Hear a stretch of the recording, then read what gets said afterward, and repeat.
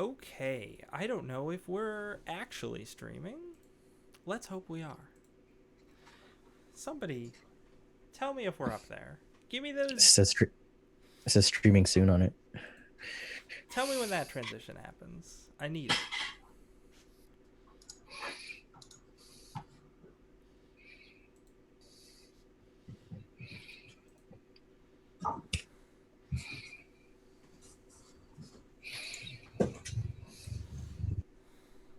Hey, Hey, transition happened. hooray!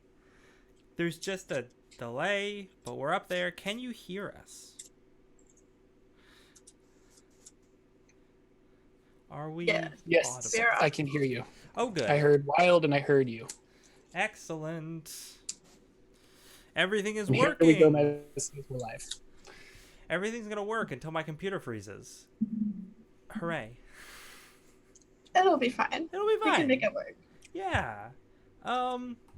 So let's get some background music, some nice little background music up here. Make sure those levels are okay. And I have one comment for you, Lex. sure, what is it? I have the name Davis, and Davis has the name Michaela Oh no. on the stream. I put the windows in the wrong place. I've ruined it all. Can I fix that while we're live? I can edit the scene, maybe. Yeah, I think you can move it over. Yeah, let's just goof it. Let's just goof it around. I mean, I haven't been Michaela before, so I haven't been a Davis before. I mean, it's pretty I cool. could probably make it work. Yeah, Yeah. it'll work. And that I go antiquing. In Vermont. Yeah. Got this here mug. It's got a snowman on it. Got it Oh, for that's excellent. 99 cents. Oh, go in the right place. Good 20 job. years old. Good enough. Oh my. I feel so old. Let's see if I crossfade that. Okay, now we'll see if it looks right on screen.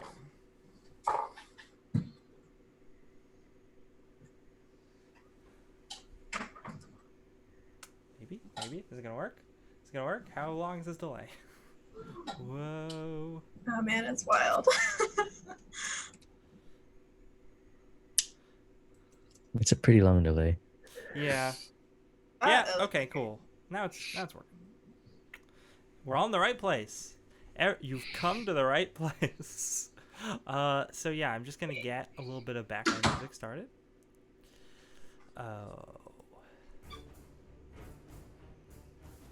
Okay, we've got a little bit of background music. People in chat can go ahead and tell me if that's too loud. I don't think it will be because I've lowered the volume on it quite a bit. I'm gonna start my own recording for my own personal reasons, and yeah, we can get going. Hey everybody, welcome to the Greyhawk channel. This is Seekers of the Scorpion Crown, episode 2, starting late, 2 weeks in a row. This is going to be a great trend. I'm really excited.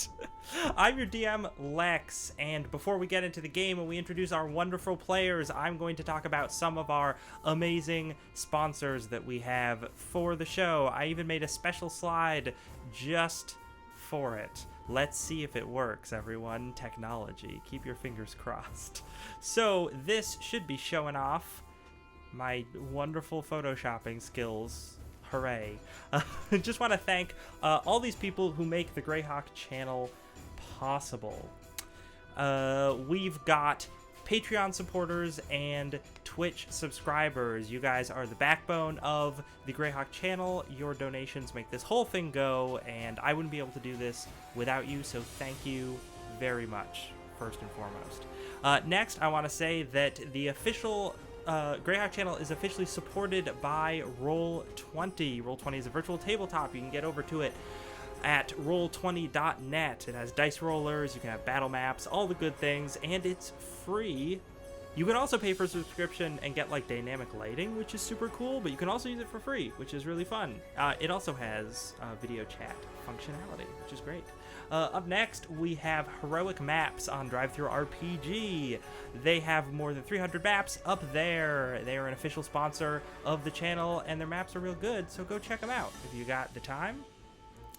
After that, we have Tabletop Loot, tabletoploot.com, also a sponsor of the channel. If you go over to tabletoploot.com and enter Greyhawk in the coupon code box, you can get 15% off of that good dice they sell. So check that out. And finally, hey, if you're one of those Patreon supporters or Twitch subs that I mentioned at the beginning, guess what? You get special rewards.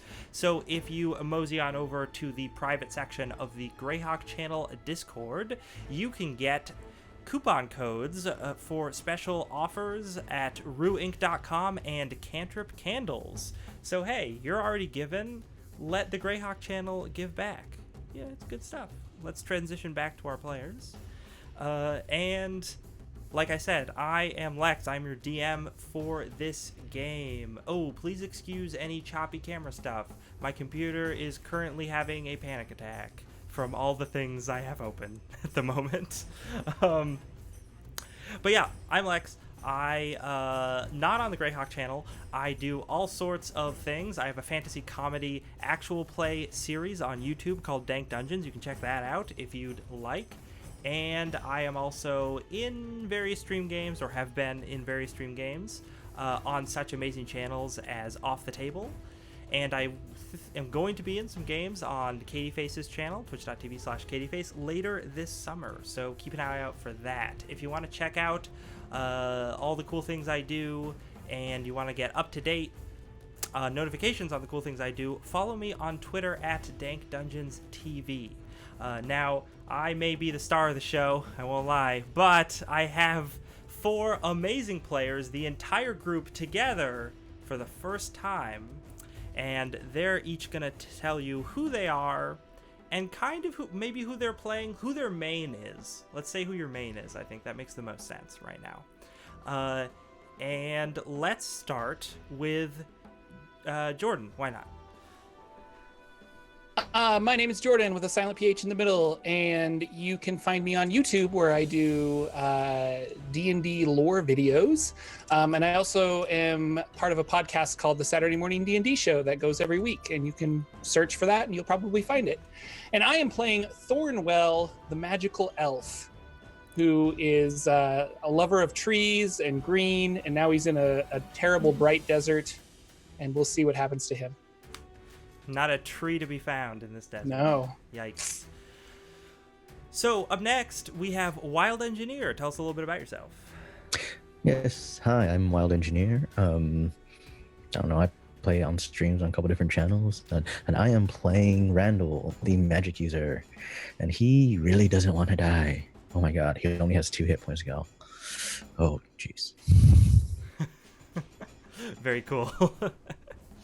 Up next, we have new to everyone, but technically a player that is in this game. We have Davis. Oh man, yo, what's up? It's Davis. I'm gonna be playing a dude named Anand, who is a thief. He's a pretty tall, 7 feet tall. You know, he's here. He's thieving. He's trying to get that money, make that bread. That is it. That is all. Moving on. Very cool. Oh, I will also point out Davis is in the Dank Dungeon show that I have done. So if you want to see more of him, he is over there on YouTube. And finally, Michaela. What up? It's Michaela. My main is Mallory, and she is a thief as well, but she is kind of the opposite of Anand in that she is very small, very petite, and very weak. But she's Dexy, and she killed a whole bunch of people last week, so I'm excited to see what she's got for us today. Mallory was like MVP last game. My goodness. Just killing it. Kill it. Literally killing. Literally everything. Yeah. Hey Davis, tell me again what your character's name was. Anand. Oh, It's was- also in our group chat. Yeah. And in the sheet I sent you. I know it's there, but I don't listen. I have a lot of windows open. So,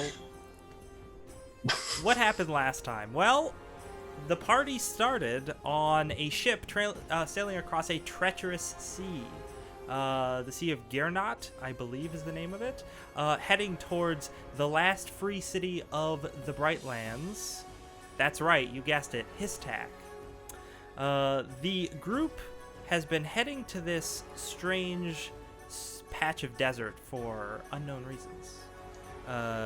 But they managed to weather the storm, survive it, find out it was somewhat magical, created by, they believe, a tyrant wizard who controls this region, a man known as none other than Rary the Traitor, an ex-member of the Circle of 8 Wizards. Let's see, after they weathered that storm, they quelled a mutiny by killing all of them. Mostly Mallory killed all of them. After that, they made it to Histak and discovered that the glorious walled city is under siege. There is an army of 10,000 warriors stationed outside waiting to attack. It seems that diplomatic negotiations are still ongoing but not going well, and most of the citizenry are trying desperately to flee the city, by sea mostly, as fast as they can. After that, the party tried some great street food and went to an alchemy shop. Finally, ended up bought some nice clothes. Got some real sweet threads. And finally ended up at the Coiled Viper, a tavern, very uncreatively named for a Middle Eastern setting. And they found a woman named Kingsmill, who looks like she's from Greyhawk, looks like she's from Money, and appears to be some sort of archaeologist. However, she was very, very, very intoxicated and was able to give the party a few important bits of information that they might be able to use before she passed out. The party thought, oh gosh, we're probably going to have to deal with that. But before they could do anything else, a bar fight broke out. Or may be about to break out. Let's start this session with good old Davis, or Hello. your character name, who I've already forgotten because I didn't write it down fast enough. Anand. And Davis, you and you're two characters technically, right? So your two guys have been in this city for a little while now, and you've been hanging out at the Coiled Viper because they got real good booze. And you've been looking for work. You gotta make that cash money. That's exactly it. That's exactly it. The last hour or two, you have been playing dice at a table with a very large, very ripped dude named Raji, and two of his little toadies who you didn't catch the names of. They seem to be on one side of the table. Around the middle of the table is a man named Farid, pencil mustache, fez, weaselly look in his eye, and then on the other side of the table is you, or your two characters you were playing. It turns out Farid may have been using loaded dice, and that's why he's been winning so much the last couple of rounds. And Raji just noticed that, slammed his hand down on the table, said, "Farid, you snake! This is the last time you'll steal from me." Stood up. He's an imposing figure. He's real ripped. He's a real Zangief. And drew a scimitar. What do you do?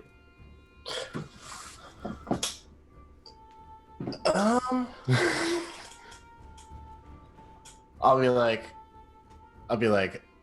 hey, there's no need for any of that here.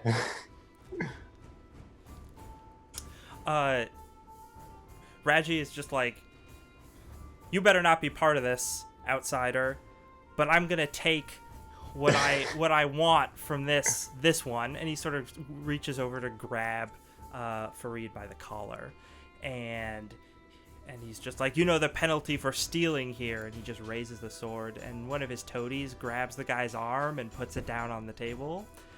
You get Aladdin flashbacks, and you and Fareed for his part is just like, no, you don't want to do this. I can. Okay, so maybe though I didn't even know those were loaded, but maybe they were loaded. That's definitely not on me. But hey, Raji, I can totally pay you back 100-fold. I know where Emmekar is. I can give you all sorts of money. I know secret lost cities, all this stuff. I know all these things. Don't cut off my hand, please. Wait, Raji. Wait. Hey, Fareed, what are you talking about here? He's just like, Lost City of Emmekar, big deal. The Sultan City full of gold. It's a big deal. I know exactly where it is. I can lead you right to it. Raji, if you just want to put that sword away. And Raji is like, that doesn't exist. That's a myth. You're a liar. You've already proven yourself to be a liar. I am now going to cut off your arm or hand. Or your hand. Can I tell if he's a liar or not? Oh. About this? This is fun. Okay, this is something I actually should have announced at the beginning. I forgot to. We're playing BX Dungeons & Dragons from 1981. Not exactly the same as D&D from the modern day. There aren't skills. There are some ability checks you can make, but when someone else last session was like, can I tell if this person is lying? I was just like, you're gonna have to decide if he's lying or not. There is no insight in this edition of D&D. Wait, Reggie, okay. I have an idea, Reggie. Here's what we can do. We can make him take us to this place so we can get some money out of him, right? And then you can cut his arm off there. Oh, you noticed something else about Raji now that he is standing. Yeah. He has a big, I want to call it like a girdle, like a cross between a corset and a belt. Sure. Corsets for men. A girdle that's just, it looks nice. It's got all of these like sort of intricate runes carved into it, and like these metal pieces like over like the leather of it. It looks like real nice, real expensive.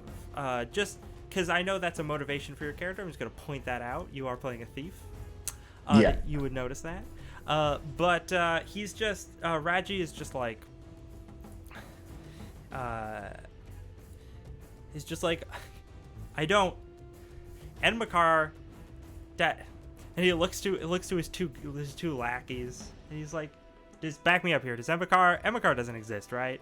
And one of the guys is like, no, I don't know. He's like, I mean, my mom always told me stories about Emmekar, and how there was riches beyond your wildest dreams there, somewhere out in the desert. Do you think he actually?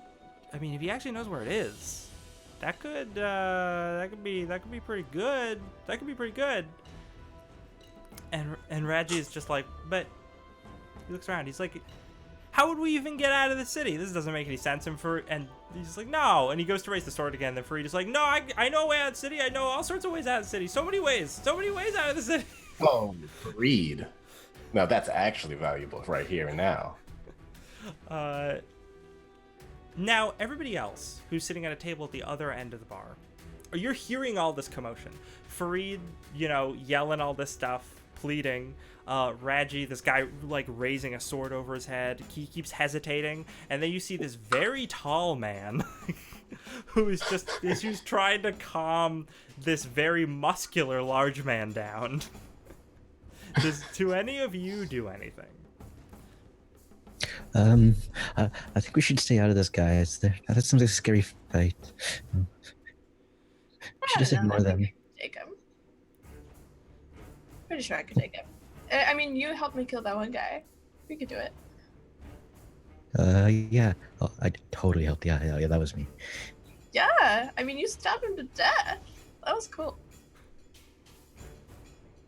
I'm shaking Miss Kinsmill, and I'm like, Miss Kinsmill, are you focused? And I'm kind of slapping her every once in a while. Like, how drunk is she? She is passed out. She passed out at like the end of the last session. She is unconscious. So you could try and wake her up, but you think you like might need smelling salts. Maybe she's a bad way. So I want to like lay her down so that she's not maybe like head down on the table or something in a sitting position, so that she doesn't like hurt herself. Be like, I don't think she's going to be of any use or any help to us in this state. I'd like to splash some water on her face. Just like, see if it wakes her up, or she'll just be damp. Yeah, you splash some water on her face and she goes, blah, blah, and sort of rolls over a little bit. She's just, it's clear she had a lot. And I think what we said at the in-game, like in-world time, when you guys left off was like 2 in the afternoon, and she must have been drinking since like 9 a.m. She was real trashed. Yeah. I mean, I have some of these was it healing potions and things like that, but I don't know if you want to use it on her. She's No, she doesn't seem to be hurt so much as drunk. yeah. We had if we had an undrinking potion. Oh, I think I know how to do that. I'll stick my finger down her throat. Oh. Oh. That, yeah. One way to do it. Roll me a, I don't know. Give me a wisdom check. Roll for gag reflex. That's +1. Okay, and ooh, no, that's bad. That's an 8. No, remember, checks in this, you want to roll under your score. Oh yeah. I guess that's good then. So that's good. That's an 8. So you, you know a little bit about the digestive system and stomachs and things like that, and you're able to get her mouth open, get your finger down her throat, and get her to start gagging. And oh no, it's gross. There's so much liquid comes up onto the table. It's disgusting. It smells awful. But why'd you make me do this, Thornwell? I merely had a suggestion and you took it. So good job, sir. And I take a step back away from this table. Me too, I'm backing away. Yeah. Just kind of. Do I notice this happening, or am I just? Yeah, across. So Davis, across the room, you see it's just someone puking all over a table. But I don't know. You saw that person earlier, and they were getting like real wasted. So you're like, oh yeah, that person's just Like they can't hold it. yeah, yep. All right. Meanwhile, Raji is just like, he's like, getting out of the city could be useful. Yeah. Raji, that could be really like even more so like mythical city full of gold aside. That could be even better. How long have we been stuck here? Like 2 weeks? Yeah, and this city's not getting any more pleasant. Let's he lifts up his sword and he sheaths it again, and then he like picks up Farid, like easily picks him up, which is sort of surprising to you because Farid is not like, he's like 5'8", so he's not a tall guy and he's a little lanky, but Raji just picks him up with one hand with his collar, like just hoists him up easily, and he's like, all right, Farid, point the way. And Farid is like, oh yeah, no, that's short. Yeah, I know. There's tunnels, and it'll work out. It'll work out great. It'll work out everything will be fantastic. And then Farid tries to run away. Can I try and grab him? Or... You can. I would also like to try and tackle him if he's coming by me. Yeah, if he gets away, he's probably gonna run by Thornwell and Mallory. So we'll get to that when we get to it. Farid is just like, nope, and he just ducks. He sort of like ducks out of his shirt, a little cartoony style, because that's what Raji is holding him by. He ducks out of that and scampers towards the door. So, Davis, I want you to make a dexterity ability check. You need to roll under your dexterity score. Got it. I got a 4. There you go. You're under your dexterity score. Yeah. You managed to grab Farid as he's running out. Farid still gets a few steps. He's basically like about to push past Thornwell and Mallory when you grab him by the leg, and he just topples down, falling face first onto the floor. And he looks up at Thornwell and Mallory, and he's like, "Help me, these crazy people, they want to kill me. They think I've stolen from them." I lean over his shoulder, like holding him up. I'm like I don't want to kill him. That guy does. Yeah, nah, Raji is unsheathing his sword again. He's just like, this guy doesn't know a way out. He's coming for him. I like nod to my retainer to be like feel him down. I'm like search his pockets. Just to check and see if he has Search your any money on him. pockets. I can help with that. Mm. I have a little experience. Yeah, what are Mallory and Thornwell gonna do anything? Yeah, I'm gonna crouch down. He's face first on the floor, like looking up at us, like Yes. help me. And I'm like, I overheard that you might be able to help my friend over there. And I point to our drunk archaeologist, and I'm like, see, she really needs to get out of the city, and you just told those people that you know some secret ways of getting out of the city. So I think we can all get together and secretly get out of the city together. How does that sound? That sounds amazing. Please take me with you. Let's go. Get me away from the large man with the sword and the very tall man as well. I think they're gonna want to come with us, but I could be wrong. Do you guys want to stay in the city? You don't want to stay in the city, Nope. right? And I'll stand up and like point to both of them. Raji is just gonna be like,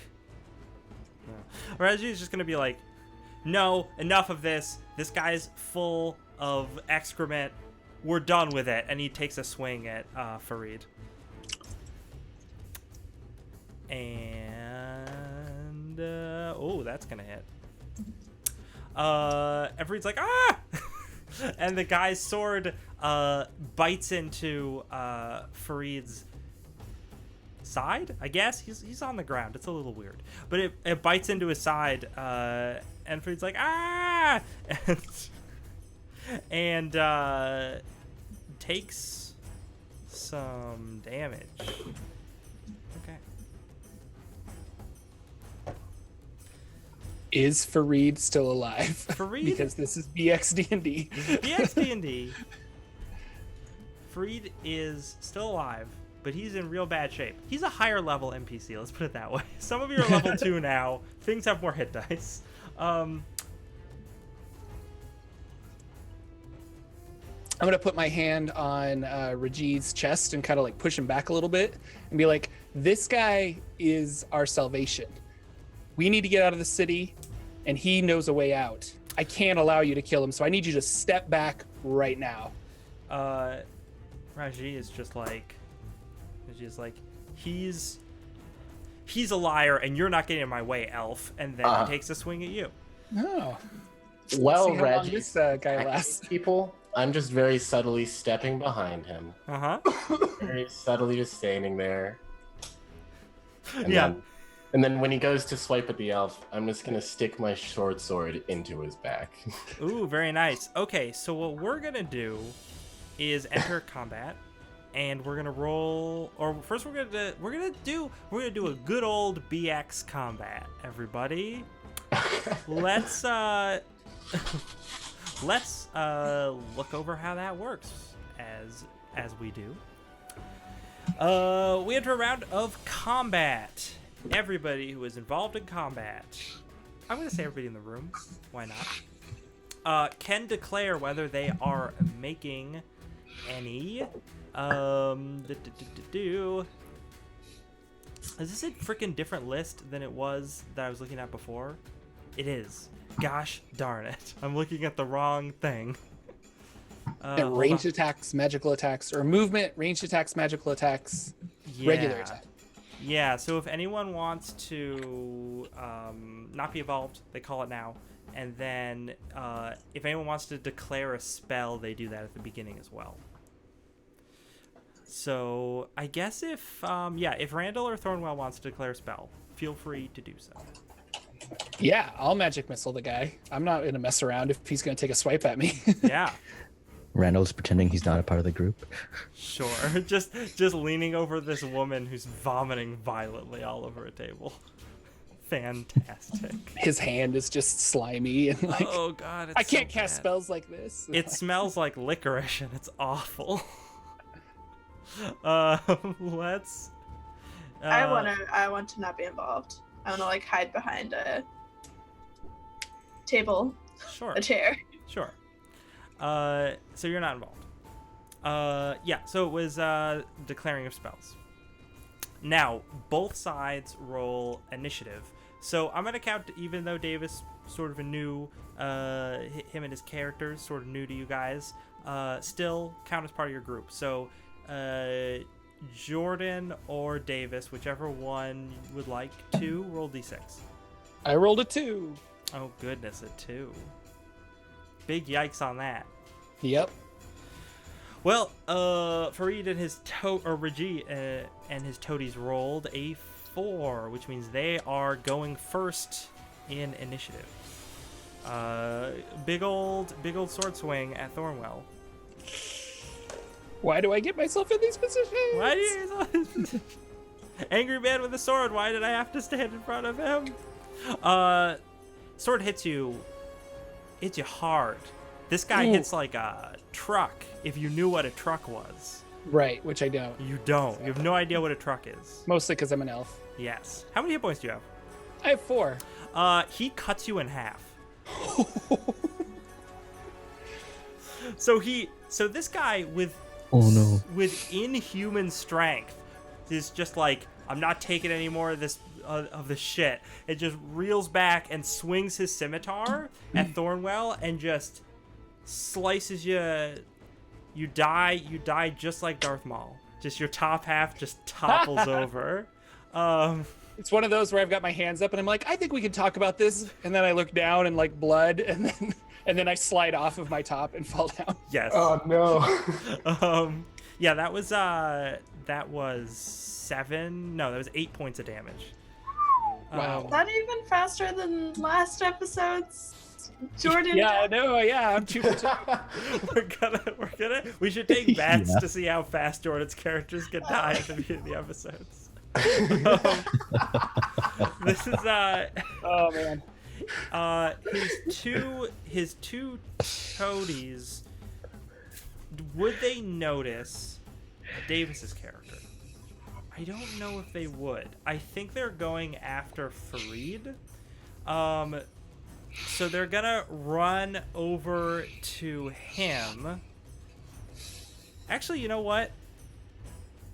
They're gonna hold back because they're gonna be like, Raji's got this. Look, you just cut that guy in half. And then the bartender is just like, this is not okay. None of this is okay. And the two toady guys are just like, yo, shut up, old man. And they just like sort of brandish a weapon at him. And he's just like, listen, shotguns don't exist, so I can't have one behind the bar. So I'm just gonna sneak off. I don't know what to do here. I'm scared. And that's it for their thing. Now we're to your group. Mallory is hiding in the background. Yep. Randall is hiding in the background. Though I will point out that you did just see Thornwell get cut in half. Yeah, I will be coming back for his money very soon. And Davis. Yeah. What you gonna try that backstab? I'm gonna try that. No one has noticed you pull this dagger. It's a +4 to attack. Yeah, I'll try and just very subtly just get him right in between like some vertebrae. Good. Just a very subtle paralyzing. Yeah. Give me a roll to hit. Okay. Your normal attack Yes. bonus is +1, and you have +4 for the sneak attack, right? So you Yeah, have +5. and I got a natural 20, but I don't think So natural 20 doesn't double your damage. Sneak Yeah. attacking does double your damage. No, it does. It's a little bit easier to do it, but 26, 5. Yeah, I mean, yeah. You natural 20 means you auto hit. So no matter Oh, what yeah. their armor class is, you hit them. Okay, cool. So deal all that big damage. 4 times 2 is 8 plus 2, 10. 10 damage.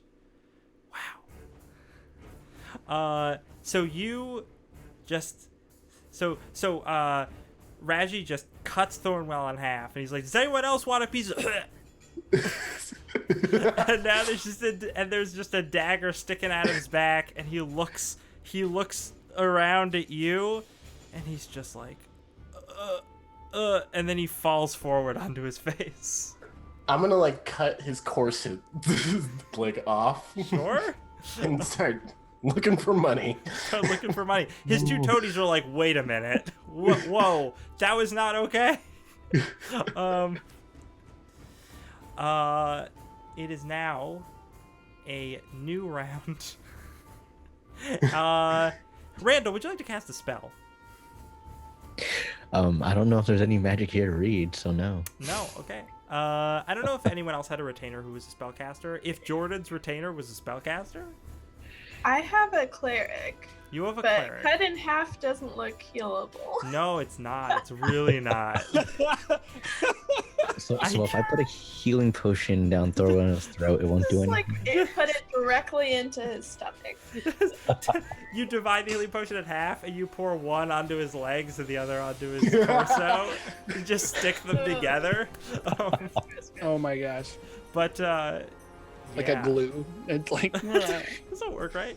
I cannot stress enough the fact that he cut that man in half with it was like supernatural how he cut him in half. I'm just gonna point that out.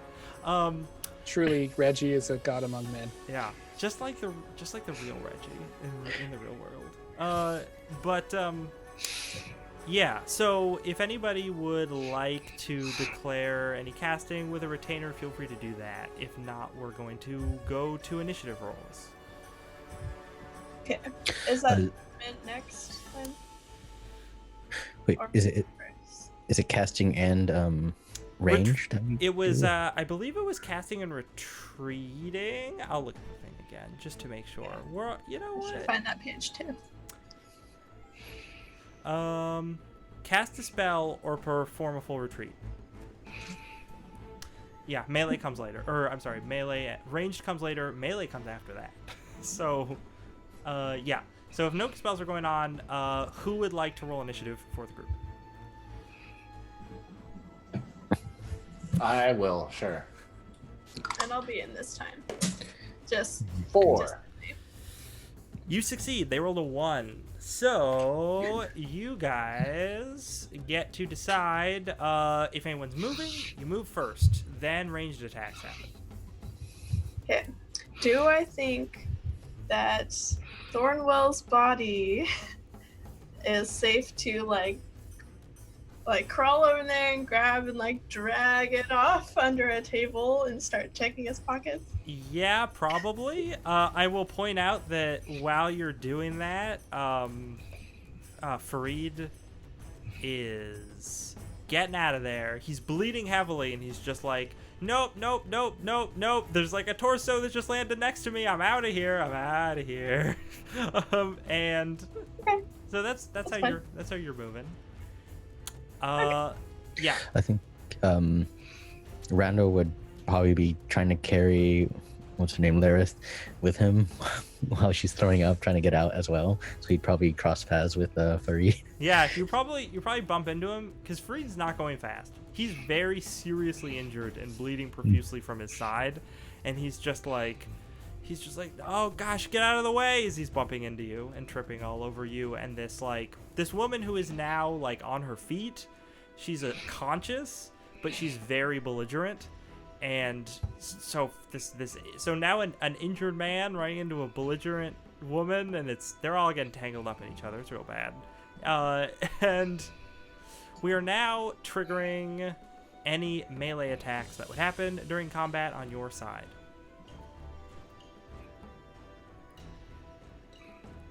Are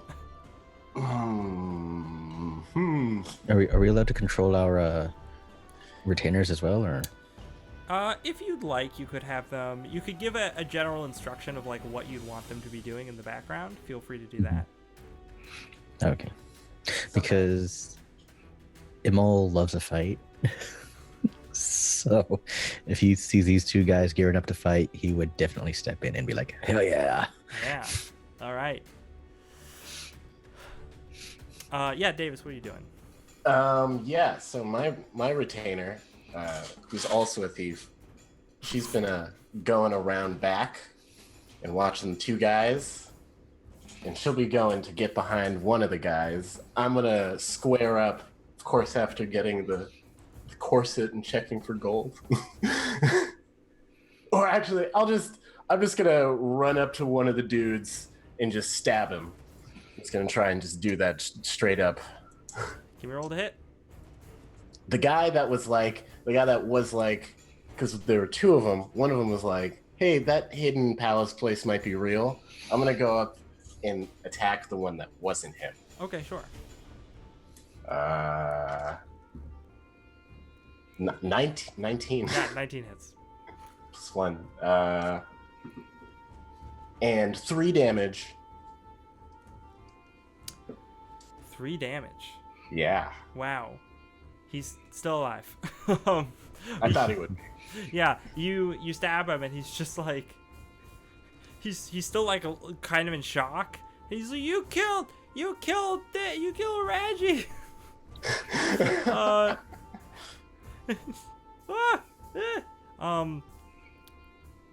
So that's you, and yeah, I think that or Wild Engineer's other retainer Yes. is going to run forward and just be like, I love violence. Do they say that out loud? Yeah, I Yes, mean, he does. He doesn't totally say- says that out loud. Yeah, he doesn't say that with that intonation. He screams, I love violence with a bloodthirsty roar. But he, I like violence. yeah. And runs towards the guy who was threatening the bartender. And yeah, you know what, I know his bonus to hit because you all have the same bonus to hit. I love violence, and he just runs past this guy, completely whiffing his attack. He's still an imposing sight because he's crazy, but maybe not very effective. Anyway, let's see here. That's it for you guys. Now we go over to those two's initiative, and they're just going to be like, "Oh no, this is really bad." I'm going to have them make a morale check. Okay. Yeah, okay, cool. I know how the morale rules work and I implemented them. These guys are just like, nope. Without our boss, we're too scared. We don't know what to do. And these people are attacking us and they're heavily armed. Like, I can't handle it. And they're both going to attempt to make a break for it. So that brings us to another round. They declare retreating. They're trying to get out of here. If anyone, no one's gonna cast a spell. Let's just skip over that. Skip over it. And Then we have initiative. Davis, rolls initiative again. 5. 5. Doing pretty good. They got a 2, so you get to go first. And yeah, what would your team like to do? Any ranged attacks would technically trigger first. Ranged attacks and movement. So if anybody would like to do any of that, let me know. No attacks. Sheathe my sword. Do I said have re- some body parts under a table? You do, yes. Am I finding money? Anything that Thorwell had on him, you now have access to. Cool. You said if you can do Only ranged attack? message you. Oh, wait. Yes, if you now is the time if you would like to do any ranged attacks. No, I have to do Randall. No, Randall would definitely like cower away from them if he saw them running towards him. He'd make space. Sure. And no melee attacks from anybody, unless Wild Engineer, your other character, is doing anything crazy. I mean, when they start the retreat, are they already away, or is this like an opportunity attack kind of thing? Well, I don't. Okay, I forgot to look up opportunity attacks. I said last session I would, and I didn't. That's on me. But I know that you guys rolled better initiative, so they declared a full retreat. But they haven't actually gotten to take it yet because they haven't gotten their turn in initiative yet. Right. Okay. So Emo wouldn't care, and he would strike out. Sure. Roll ahead. Oh, cool. I'm guessing a 6 doesn't hit. No, unfortunately not.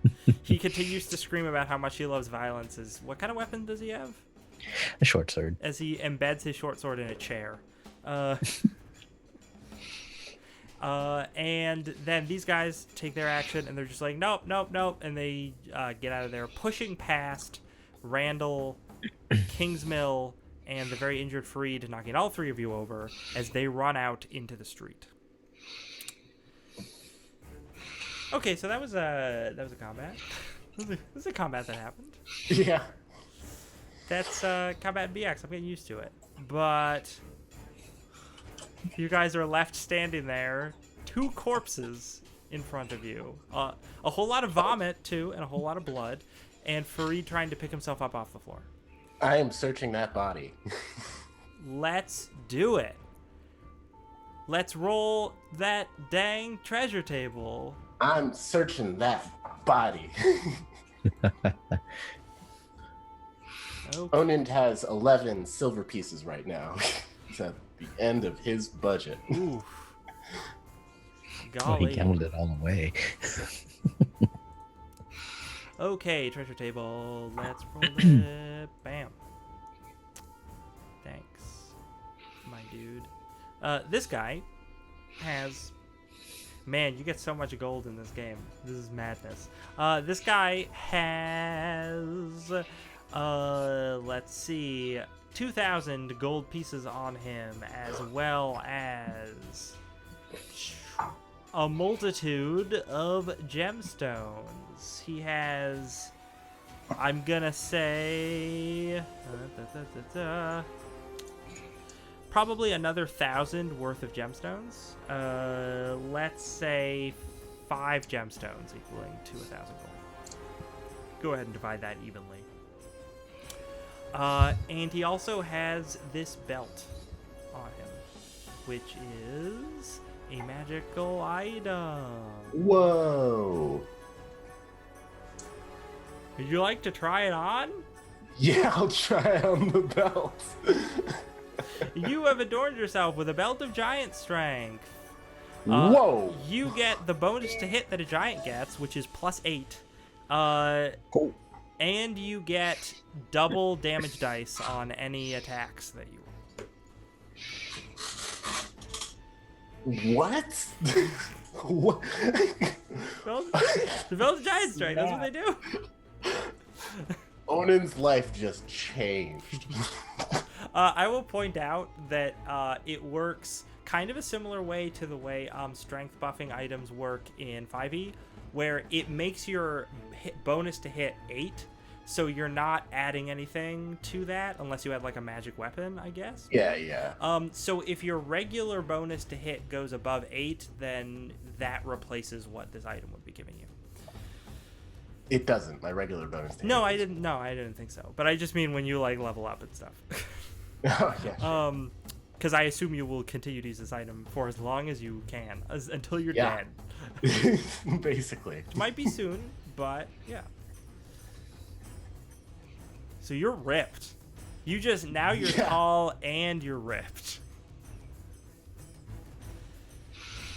Yeah, you look very intimidating. Nice. I'll call for my retainer to come over, and I'll give her 500 gold. As I think we talked about last time, experience gets divided in a certain kind of way. Basically, it doesn't matter who picked up the gold, but the fact that the gold was picked up means you get 1 experience point per gold piece, or gold piece value of items found, or I should say non-magical items found. And you also get experience just generally for the monster, though not nearly as much until you're fighting higher level boys. Let's see if I have the right thingy. I do. Let's look at it. This boy had a big 2 hit dice. He would have taken more than 1 hit if he hadn't backstabbed him. I was really excited for a monster that would have taken more than 1 hit. He grants you 20 experience points each. And yeah, and if you guys have like your ability score that can give you a percentage bonus, feel free to calculate that in. But that is the experience you get for this encounter. Whew. You're all standing there. Fareed is the next. is the next goal. Where's Fareed? Fareed is laying on the floor, bleeding heavily, trying to get up and run away, but he's like, there's a very belligerent woman who's sort of dragging him down. There's a very scared wizard who's also dragging him down, and he's very injured. He's having a bad time. Oh, I will also ask real quick, Jordan, you have a character you can be playing right now, right? I actually started rolling up another one, but yes, I do have one more character left. Okay, you have 1 left. So I rolled up another one in case this one dies next session. Excellent. So. Let's give me the name of that character. Jarmy, Sure. Jarme. Or I'm sorry, not the one Jarmy? you rolled, but the one you're currently using. That is the one I'm currently using. Okay, good. Yeah. Uh, Jarmy Smithy. It should be in the folder I sent you. Good. It probably is. I just have too many windows open to check. That's fine. So that's you. Wild, can you give me the name of your crazed psychopath retainer? Because I can't remember what it was. Yes, Imol. IMOL. Okay. And I know Michaela's characters. And Davis, what is the name of your retainer? Sigrid. Oh, that's such an easy name. Why couldn't your main character be named that? I don't know. I don't make the rules. I don't I just- lose 2,000 experience. No. So now you're all standing there. Jordan, I'm gonna give it to you. Would Jarmy like to do anything? So where am I? Am I I- walking in or? Yeah, Am I I- mean you can have. Let's see. So you lost your 2 people from the ship, but the Coiled Viper is a location to get retainers, as I have written it into the campaign. So Jarmy could be a dude who is sitting in the corner witnessing all of this. Jarmy just witnessed all of this. Can I be the bouncer for the Coiled Viper? Yeah, if But you'd I like. had just come back from using the restroom. Yeah. And I'm looking around going, what in the world? What in the wide world of sports is going on here? The Tavern Keeper is like, Jarmy, where were you? I mean, boss, I took 5 minutes. You're fired. You're fired. And like he's just, I don't know what to say. Like he's just taken back by that, and he's like, but I've been saving for that boat to get out of the city. You can't fire me. I need this job. It's just one more day, and I'll have enough money to get out of here. You need a job? You trying to get out of the city? I say covered in blood.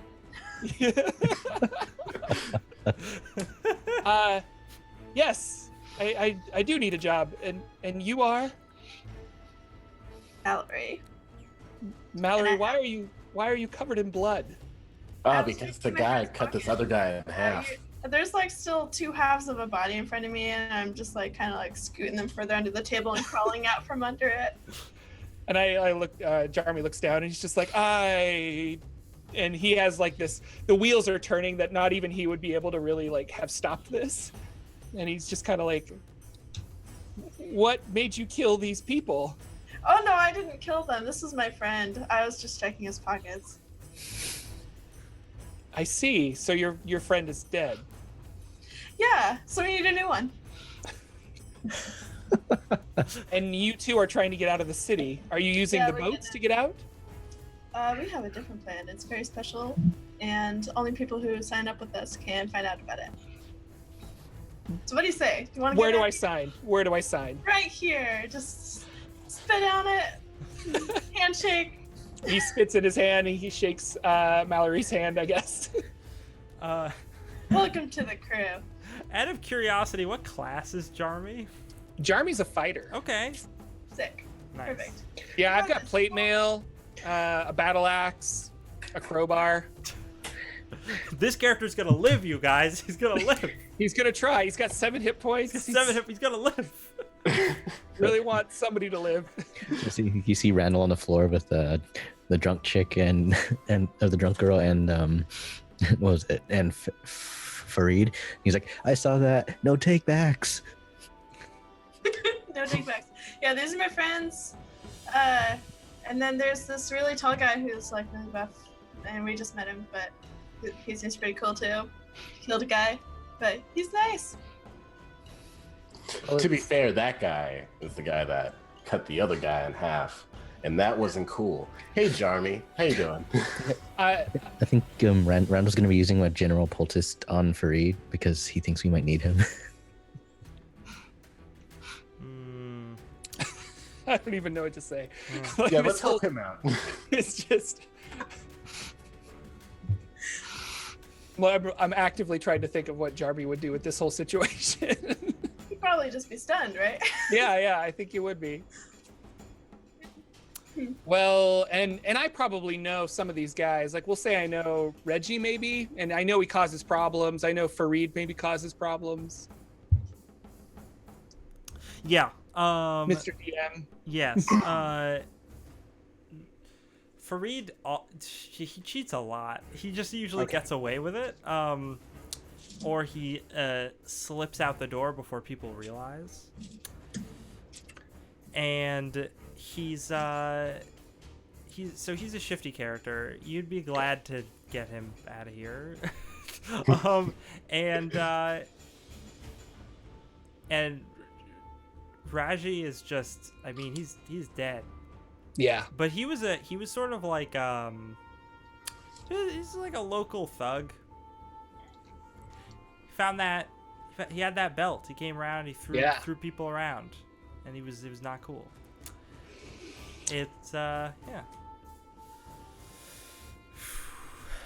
But the bartender's like, please leave, all of you. Just all of you leave. I don't want to see any of you ever again.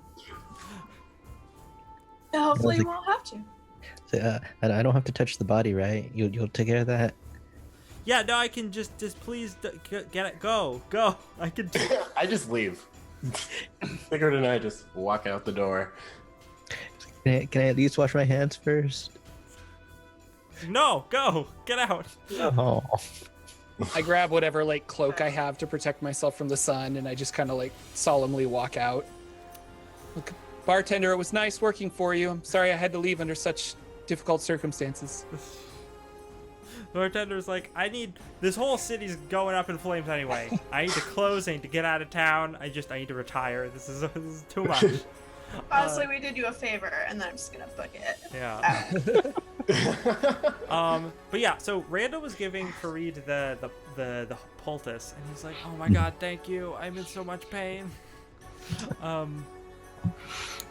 And as you guys are heading out, he's just saying to you, he's like, "Yeah, no, if you guys want to get out of the city, I can take you out of the city. You're very like wow." And he's like looking at all your stuff, and he's like, ooh, yeah, I can get you guys out of the city because you could pay for that. You gotta give me a little while to rest. I'm not in good shape. I gotta take a little time. I'm not up to the No trek tricks, yet. Farid. No. No tricks. No, you can watch me the whole time.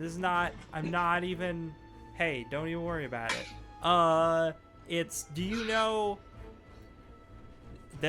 Do you know what a Qanat is? A what? Qanat. You guys aren't from around here, right? Well, Jarmy might be, but Yeah. Yes. Is that a street food too? No. So Jarmy knows what this is if he's spent some time here. He's from here. So this is a place. This city was not built on an oasis or near an oasis, as some cities are in the desert, and as such, they don't have a lot of rainfall, and they don't have access to fresh water. So people dig wells and stuff like that, but it can be kind of tough. So what a Qanat is a sort of primitive Arabian version of an aqueduct, and the idea is that there are basically runoff channels or tunnels that are dug into the side of the neighboring hills, and water comes out of them. You probably don't know exactly how it works, but you know that that's how the city gets most of its water. But it is outside the city walls. It is just outside the city walls to the north. If only I had the artistic skill to make you a map of this city and the surrounding area, but I don't. So I'm going to describe it as best I can for you here. You've got this city, Histak, surrounded on three sides by walls. To the south, you've got the ocean, so no walls there. To the east, and to the north, you have the foothills of the Aborals, which are just basically a hilly, mountainous range that kind of is like it rings the bright desert, and it's kind of hard to traverse. To the west, you have open desert. So you know that the Qanat openings, right, are dug into the hills to the north of the city. You also know this army that's waiting outside the city is on the western side of the city. So if you were going to go towards the Qanat tunnels, you do have to leave the city walls, but so that presents some, obvious difficulty where you might be seen by some troops, but you're not beelining straight into the enemy force.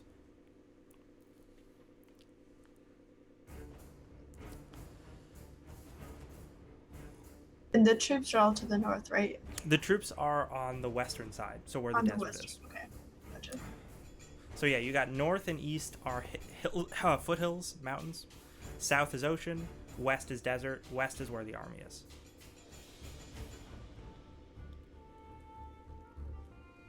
Jarmy wasn't here.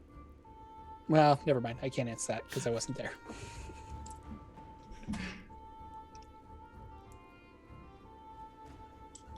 So what are we gonna do about that space? 'Cause I feel like that's not gonna be safe to cross. I mean, some of us are gonna die, but we can get there. Probably just. No, none of us should die.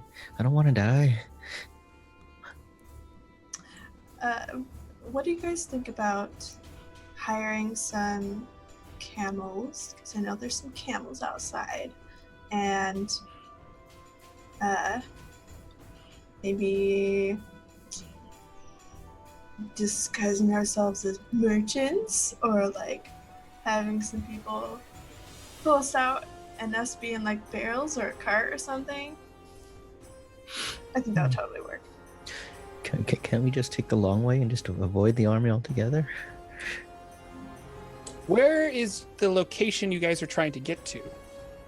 If we're leaving the city, are we going to just go camping in the mountains for an indefinite period of time? Going treasure hunting. Treasure We hunting? want money. Money. No, I can get back. behind money. I can get behind money. And this lady, drunk lady on the floor, she knows where lots of good monies is. Okay. And which particular direction would that be? Or are we waiting for her to wake up? Yet? Yeah. Okay. I think sleep might be something that some of these people might need. Yeah. Gotcha. But we're running out of time too. Yeah, you don't know. You know the city's gonna be attacked soon. You don't know when it's gonna happen. But it's gonna be soon. There's. You know that the renting camel option and trying to like con your way past. You could do that right away, I suppose. Whereas the Quanat thing, I mean, Farid needs to lead you to them, and he's not in shape to scale the walls. But he's just like, with this poultice, I can be okay if just, like, give me until tonight. Tonight we can get out of here. It'll be easier to sneak to them under the cover of darkness anyway. Okay. I'll give my retainer Elson a look, like a silent look.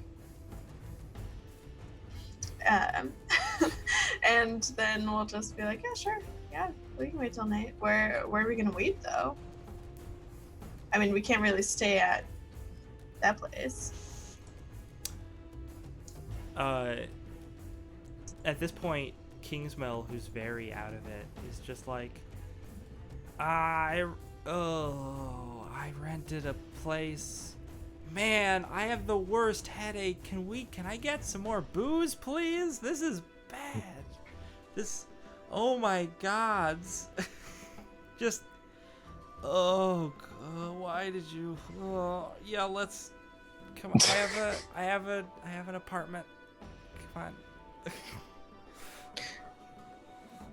on. Lead on. Maybe there's booze at your apartment? I don't have any. She looks and she's like, no, I already drank all of it. That's why I was at the tavern. You just ruined everything. Ugh. I have some, but I will only share once we get to your apartment because it's freaking hot outside. All right. And she leads you to some really nice apartments that she has rented in the like a hostel type place. I don't know exactly. Nice. You get there, it's like this building with this nice big open air courtyard, horseshoe arches all over the place. There's like a nice fountain there, which is especially extravagant because you're in the middle of a desert. And she leads you inside, and she has several rooms rented out. It's very obvious that this person has or had, at least to rent this, some significant amount of money. And Farid is super happy about it. He's like, yeah, look at this great couch. He's just gonna lay down. He's like, this is a perfect place for me to recover. I'm so glad we did this. And then he like coyly just palms like something off of a table, like a little like a teacup rimmed with gold or something. Just puts it in his pocket. Oh yeah, I want to look around too. I want to get in on this. There's I'll some, share my wine too. there's like definitely a silver tea set. There's some nice like silk clothes. There's There's generally a couple of luxury items, like some nice like statuettes and stuff that are probably made of fine materials. There's one particular little statuette thing that is shaped like a scarab beetle, and it's made out of lapis lazuli.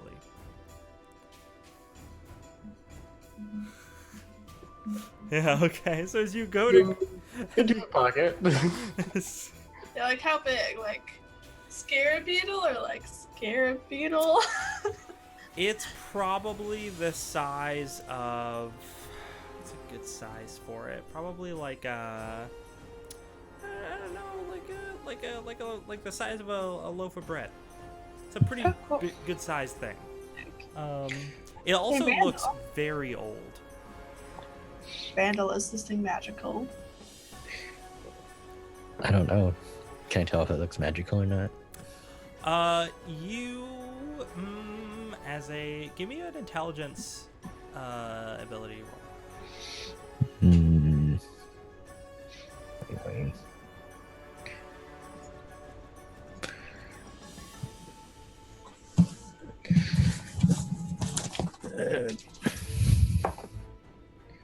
That's a 9. Which I assume makes it. Yeah, intelligence is 16. Yep. This is not magical, but it is ancient. This is not something that has to be like thousands of years old. Yeah, so, it just looks really old. Not really magical or anything, but Great. Kingsmill seems to notice you looking at it, and I don't think it registers to her that you're stealing it, but it does register to her that she thinks like you have an interest in it, and she's like, oh, that was a good find. That's first Solm Dynasty. Oh, cool. Really early examples of cuneiform on it. On the underside, if you flip it over, really great stuff. Oh God! After I have a chance to rest for a second, I can tell you all about it. It's great. There's a great thing for me to find. Yeah. Here, have some more wine. It does seem like a good find, and I'll pocket in.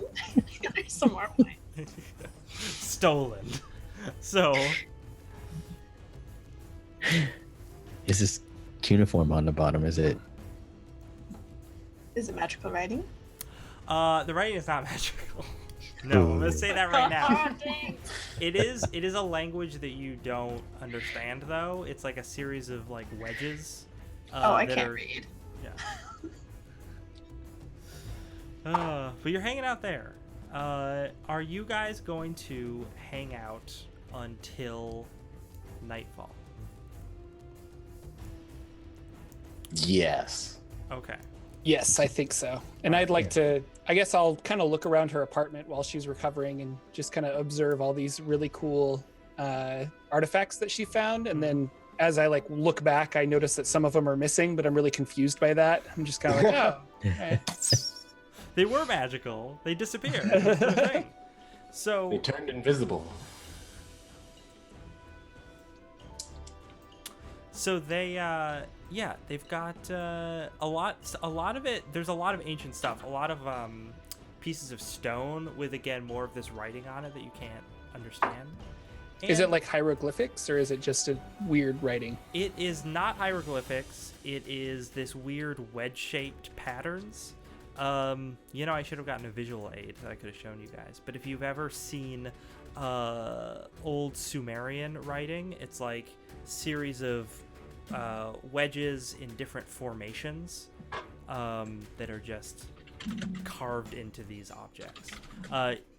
She says something about how, like, oh yeah, when a lot of these are clay, and like as her head starts to clear a little bit, she's like, yeah, a lot of these are clay. When the way they made them was they would when it was still soft, they would do all the imprints. You can see this one. She points at one of them on a tablet. She's like, this one is at the bottom here is a signature, and I think this is about, oh gosh, grain storage numbers. It's not particularly exciting, but first examples of writing on the whole continent. Really, really, really marvelous stuff. And I'm enthralled. Jarmy's enthralled, and he's just like, no, I mean, you say it's not exciting, but this is amazing to have relics like this of the past. She was like, yeah, when I was doing digs on the regular, I was finding so much good stuff before everything went down the tubes. Well, what were you looking for something in particular, or is there a specific culture you were figuring out? We were looking for Solm artifacts. They were native to this region. They built it all up. They apparently it used to be very fertile. There was rivers and plains, all sorts of great farmland. They built it up, created language, created a code of laws, created a system of government. First ever. Really spectacular stuff. And then there was something went wrong. The land fell fallow. I don't know what it was. But the whole civilization basically just sank into the sand. There's a lot of ruins around. So I was looking for the biggest one, the most important. And she leans in real close and just whispers to you, I was looking for the scorpion crown. People say what now? They say it's a myth. But I'm telling you, it's real. And I would have found it if everything hadn't gone wrong. What does the scorpion crown belong to, a king or a pharaoh, or? Get this. Back in the day, ancient Solm, they have kings, and then they have high priests. And then for some reason, I guess the learned people decide the gods aren't where it's at. They want to have arcane magic rule the kingdom, and I think it might have started with some powerful wizards just overthrowing whoever the ruling class was. I found a little bit of writing on it, but not much. And then it just starts this line of mage kings for like 1,000 years, and then there's this guy named Shadados. He was a big deal and a huge jerk. Apparently he treated his people real bad, and they didn't like him very much. So he decides to create this thing called the Scorpion Crown. And it was really magic and really powerful, but the records just kind of drop off after that.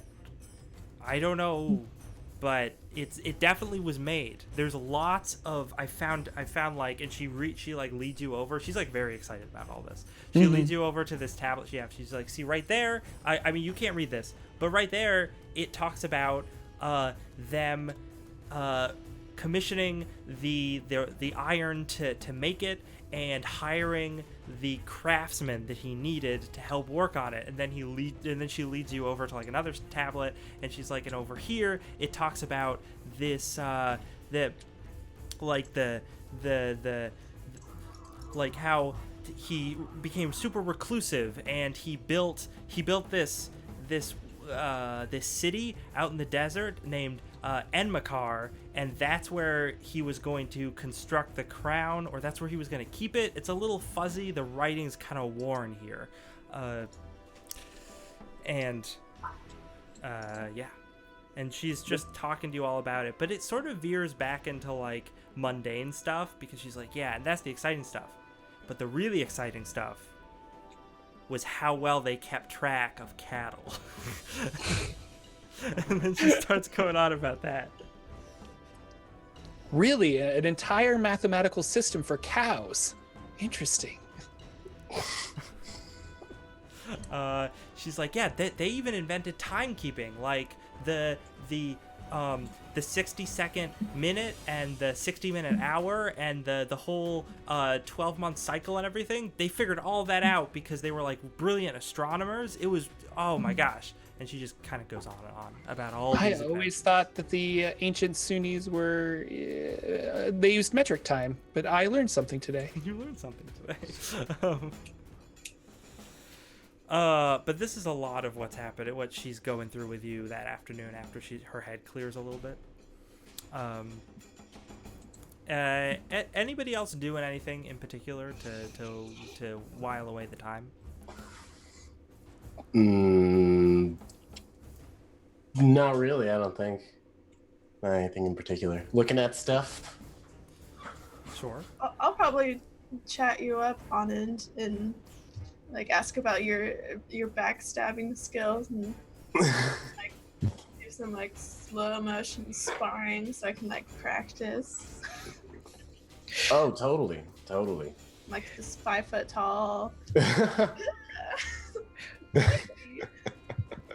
Randall is over obsessively washing his hands. Oh yeah, I'll wash my hands off too. And is Fareed still with us? He is. He sleeps most of the afternoon He's sleeping? Okay. because he's just trying to recover as much as he can. Yeah, I'd probably be checking up on him and Lareth as well. You know, making sure they're actually recovering. Hey, what did I tell you that poultice gave for healing? +2 to heal. Oh, okay. Nice. My retainer's probably keeping an eye on him, like, Very good. so he doesn't run away. Free gets back to a big 6 hit points. He could take 1 hit again. He could do it. Good for him. So, the sun begins to set. A sort of brilliant, ruddy color fills this sort of airy, windowed room as the sun begins to go down. And you hear a horn sound in the distance. And you see in the street beneath you a series of horses coming back from the wall to the center of the city. And you recognize, or some of you recognize, the people riding them as a lot of the people who you saw riding out towards the wall in the morning. So these people who look like they're warriors, they look like they can handle a sword, and they're pretty. They have a sort of commanding presence. They look like they have some money, but it's more that they're like know about combat. Oh, you know, I'm gonna apologize to everyone watching the stream right now because I forgot to change up the music. I only meant to play this track for the first like 10 minutes, and I accidentally have played it the entire time. So I hope you've enjoyed that single track playing over and over. I'm so sorry. I'm going to play my mix for the city that I have now.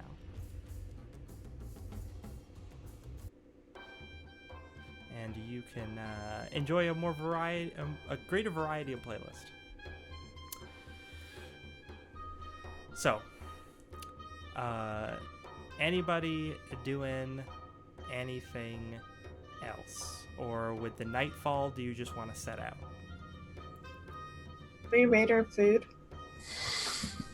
You've made your food? Anyone have any thoughts on how to sneak to that Quinat? Anything that will make it so that we won't die so as readily if we get seen. I thought Fareed was going to tell us how to do that. Fareed, what's your plan? Fareed's just waking up and he's like, oh, I'm so sorry. Yeah, no, we can, so we have to scale the wall, the northern wall, but once we're over it, we'll be in a lot of the floodplains, and it'll be pretty easy to duck behind some of the stuff that's growing there. I think we should be able to, with darkness, we should be able to do it without too much trouble. Does anyone have any rope or grappling hook? I don't have rope. He points to both of you. He's like, I knew I could count on you two. You know what you're doing. You can't leave home without your grappling hook. Like, how are you supposed to get anywhere? Fantastic. This is gonna I don't work out. like climbing. It's so dangerous. You know, I bet Elson or somebody can carry you. Uh, Or, oh, man. Our new I friend could carry you, and I so like go and I pick him up. Oh, Right. you could easily carry him. Oh, Yeah, and I hold you like a baby. I'm like, it's okay. You can ride on my back. are you sure you can climb like this?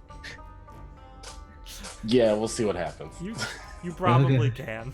Yeah, actually, wait, no, I got the belt now. Yeah, so yes, definitely. Definitely. Knock on wood. Cool. 100% chance. Kingsmill is Oh. like, if it'll get us out of the city, I'll try it. How high is this wall? The wall is quite high. The wall is probably at least 30 feet. It probably ranges from 30 to 50, but it's probably, you could find some places here that it'd be 30. So how much damage do you take from falling from 30 feet? 1d6 per 10 feet, so you take 36 damage. I don't like this idea as much anymore. Oh, We've got rope. We've got a grappling hook. yeah. What Look. could go wrong? Come on. Jarmy is very optimistic. Technically, we just need one person to get up there and like Yeah. really secure it. I might be able to just throw you up there. Yeah, I can make that work. You're really strong. You should throw the grappling hooks. Yeah. Uh-huh. I can sense a plan coming together. Yes. All right, well, Let's oh, go to the wall. To the walls. To the walls, to the north wall. North. is- You go out into the city streets. It's dark. The streets seem deserted. Everyone's either skipped town or are in their homes, maybe hiding out. There's nobody around. You hear the mournful sound of the wind through the buildings, through the labyrinthine stone brick buildings of the city. And you just feel a slight chill go down your spine. Anyone who could use magic, I would say a cleric or a magic user, or we don't have any elves left. You feel off, like something supernatural is going down. like, I don't know, something's not quite right. Can't you feel it in the air? Muted. Nope. Elson concurs. Yeah, there you go. I think we need to get out now. I don't Yeah, like this at all. I think that we should get a move on. As you're walking through the streets, you just hear Kingsmill being like, I don't know what. I mean, we should get out of the city. It's a good idea to get out of the city. I want to get back at the dig, but I still don't get why everyone was just abandoning it. I mean, the walls of this place could keep out plenty of soldiers. They keep out an army. It'd be fine. It'd be fine. Can I keep out a literal army? Because there's an army, like, literally outside. She's like, yes, but did you see any siege weapons?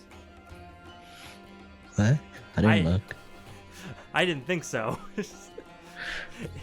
It looks like now that Kingsmill is talking to you in the evening, she may have snuck some more wine, and she's a little out of it.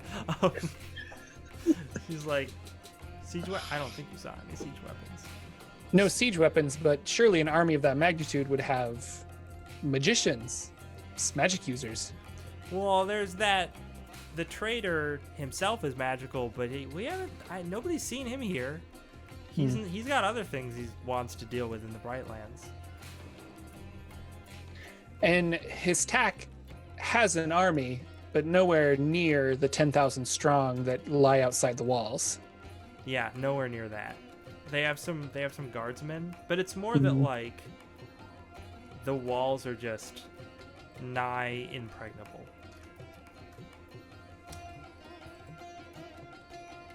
So, you're going through the streets.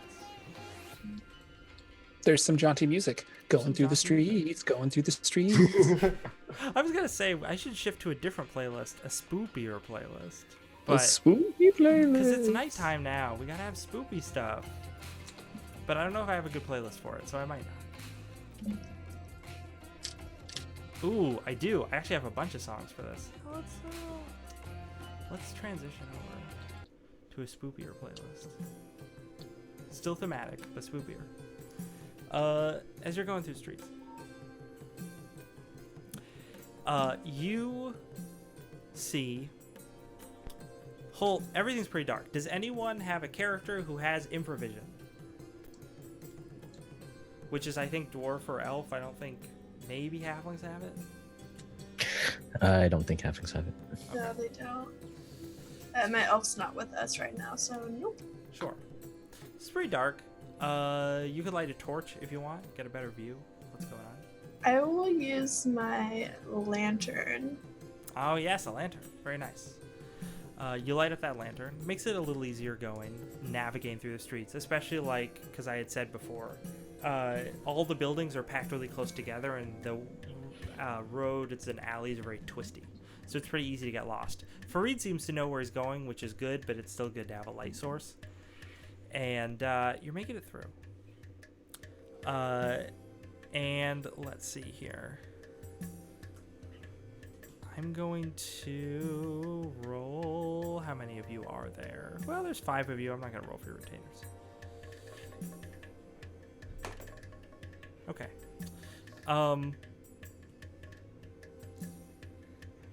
Let's do Davis.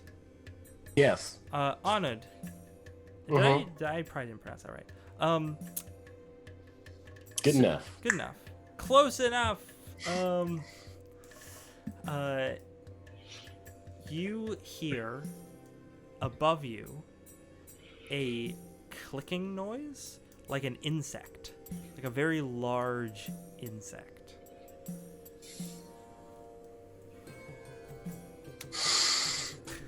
I look up. You look up. Anchored to the side of this 3-story building, peering down at you, is this creature that looks like a 6-foot tall, somewhat humanoid beetle. It's all black. It has chitinous plates all over it, and it has 6 appendages. 2 that seem a little more like legs, and 4 that seem more like arms.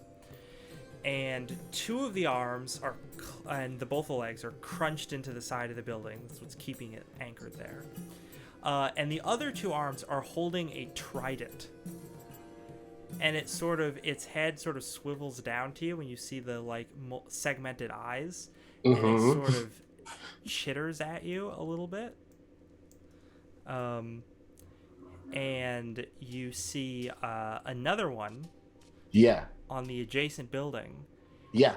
That leaps from the building it's on onto the roof of the building next to you. People near me pointing at the things. The other one is also wielding a weapon, though not a trident. It looks like a halberd, maybe. Okay. But they seem to one of them just seems to be watching you as you walk past, and the other one just seems to be going on its way. It leapt onto the roof of this building, and it's just it's leaving. Gone.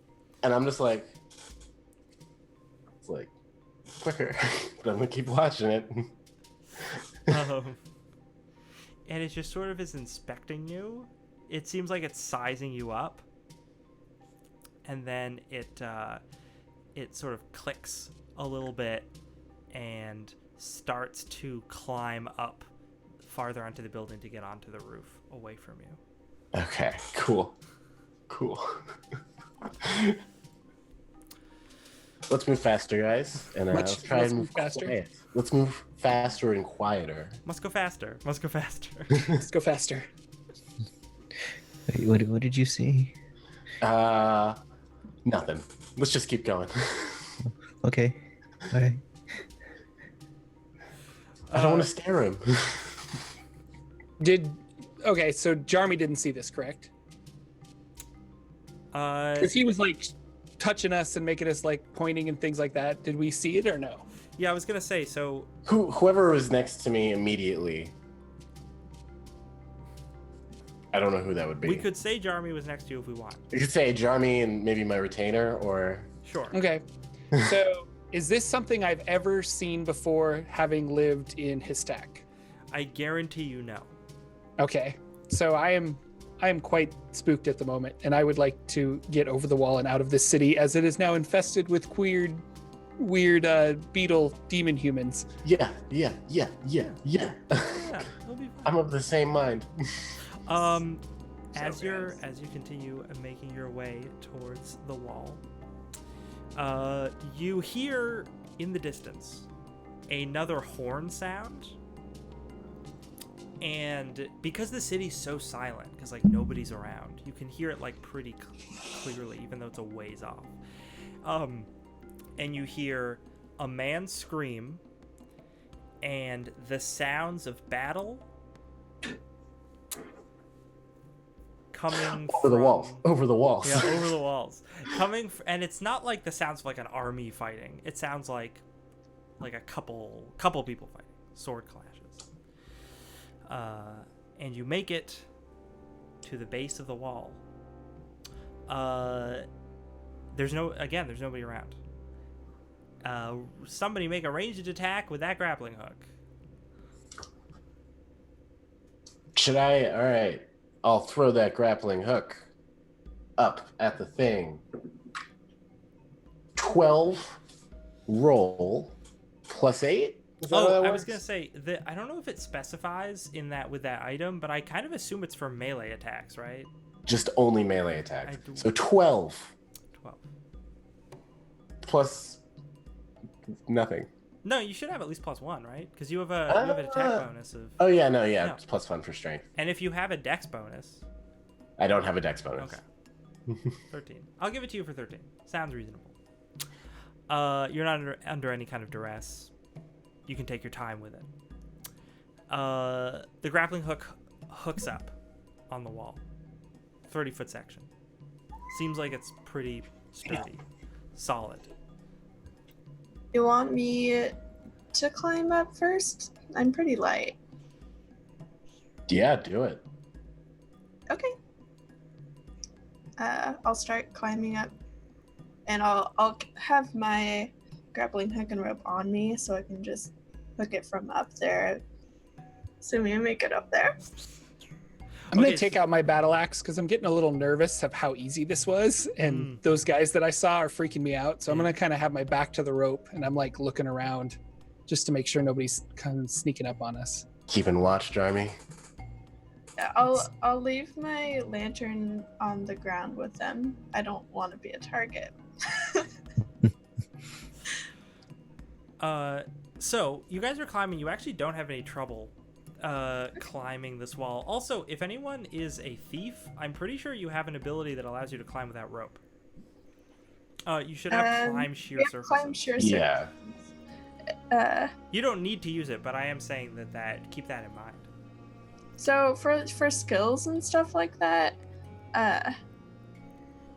it doesn't mean we can just like do that thing unless it's like extra hard and it specifies in the skill, or like how does that work? Because we haven't really used that stuff yet. Yeah, well, it's more that like, so if you're a rogue and you want to, or a thief rather, and you want to sneak or you want to climb a sheer surface, you say, hey, I want to do one of these things, and then all of those Okay. should have percentage numbers next to them, and Okay. that is your percentage chance to succeed. So you roll D%. So like, this system doesn't have skills, but the closest thing we have are what thieves can do. Okay. Cool. All right. Cool. Okay, so like at level 2 for climbing, I have an 88% chance. So like what am I rolling? Just like percentile dice? Yeah, you're on percentile dice, and you wanna, Okay. and you don't wanna get above 88. 88 sounds very high. Goodness. Mhm. You know, we get all the way up to 99. that's pretty cool. Yeah. So do I have to use this if I'm using the rope and grappling No, you hook? don't. You're totally Okay. good if using the rope. Cool. You don't have to worry about that. Everyone is basically just climbing the wall. Like, it'd be one thing if you were in combat or something, I would probably make you roll. But for this, you have the right tools. You're using them. You should just be able to do it. Yay! You're climbing up. And let's see, what's the order you're going in? I'm going up first to scout out ahead. Okay. When you get to the top, would you like to do anything? Would you like to try and use one of your skills to move silently, anything like that? Oh no, we lost Oh someone. no! And now all of the windows are arranged to like garbage. I'll do a hide in the shadows skill. Let's yeah, dude, go ahead and do that. And apparently I always think I'm successful because I just have a lot of confidence in myself. Oh, I should roll that for you. I'm sorry. Some Yeah, skills that one so, that one I think is due. Yeah, And the skill is 15%. Oh, only 15%. I know, climbing is great, but apparently I'm not very sneaky at this level. I just think I am. Wow, you've never snuck so well in your life. Great. Love it. You're so good at it. We'll see if we can get Wild Engineer back in here, but luckily we're not focusing him at the moment. But I'm also gonna go to break real soon. I wanted to make it dramatic, but I'll just say it like that now. So you climb up, hide behind some stuff, and you hear this chittering sound. Sounds very similar to what good old Davis heard in the streets. And you just see climbing over the side of the wall, slowly, carefully, methodically, is another one of these insect creatures. I don't think you saw the first one, but I did not. Yeah. And it just doesn't seem to see you. It looks around. But it's climbing over the wall, and it's just sort of stalking along the parapets. And as it moves closer towards you, we're gonna take a break.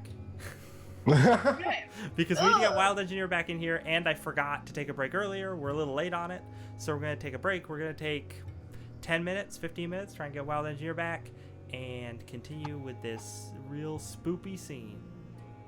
Over All right, I hate it.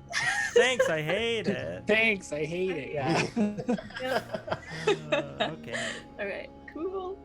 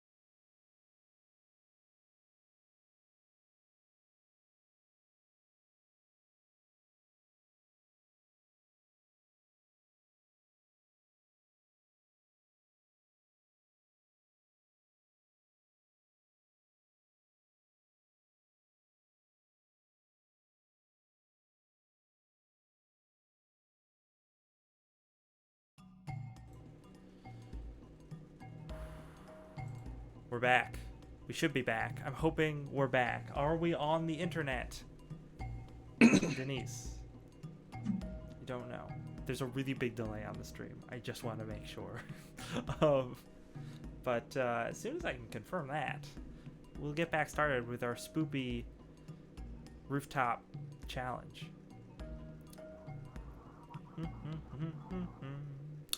We're Yeah. back. Oh, good. Excellent. Oh man, we're back. Yeah. Pretty cool. Okay, so hey, this is Seekers of the Scorpion Crown. We just came back from our break. We're going to be ending actually pretty soon, in about 45 minutes, but we got to get this party over a spooky wall and into some spooky aqueducts before that happens. So, when we left off, there seemed to be these strange insect-like creatures. Look like beetles that stand up like people.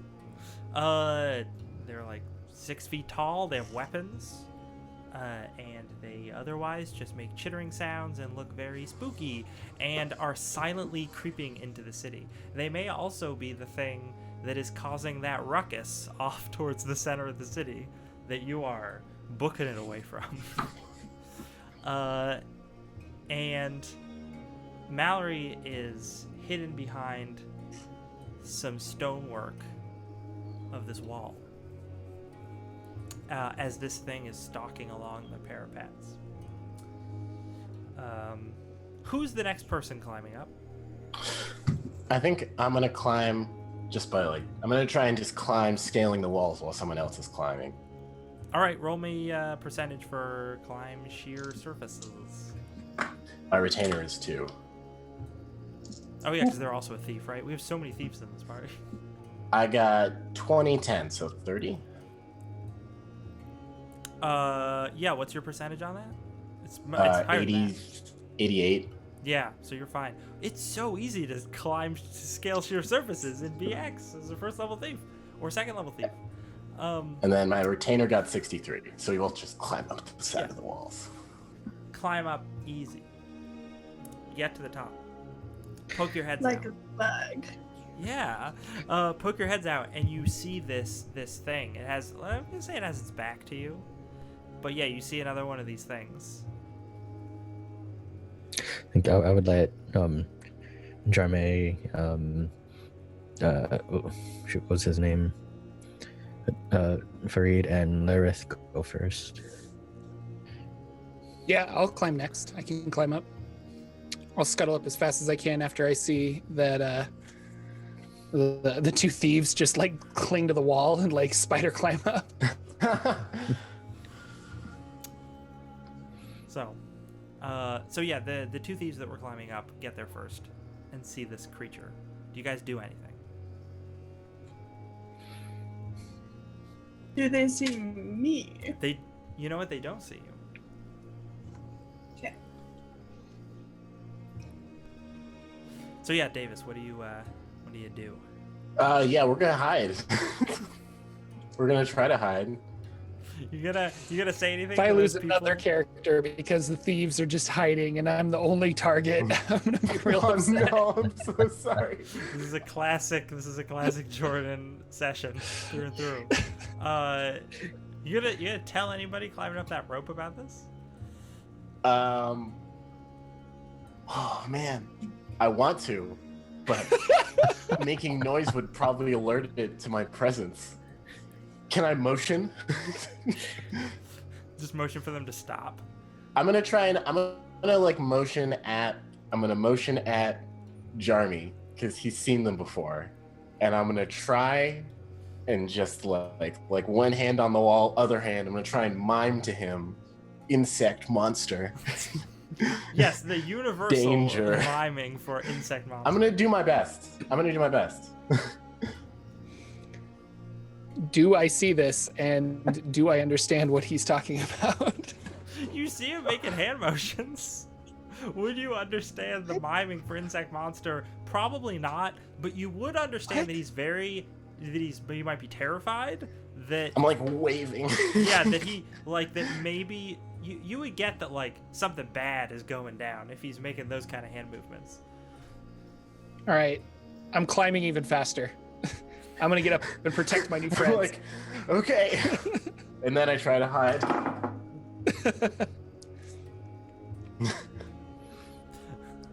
Oh, I need to roll if you hide. Yeah, you need to roll. I need to roll. Okay. And for your retainer as well? 15, yeah. Oh, okay. Alright.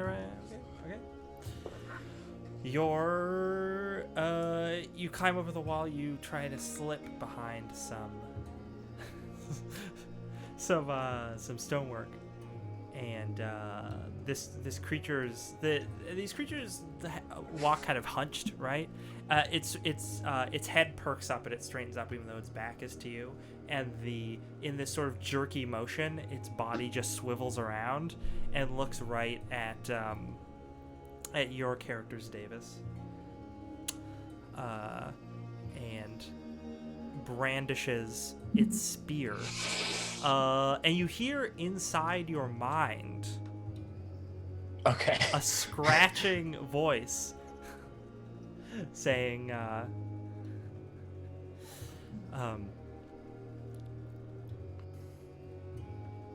what do you know of the defenses of this city? Little human. I'm He's just quite trying to leave. Just trying to... I'm just trying to leave. It's like pretty much there's like no soldiers here. Like you guys can just come in and take it. It looks around and it's like, and again you hear, and nobody else is hearing this. It's just you, because you're hearing it in your mind. You hear, "Good, my brothers have done their work. It is only to me to open the gate."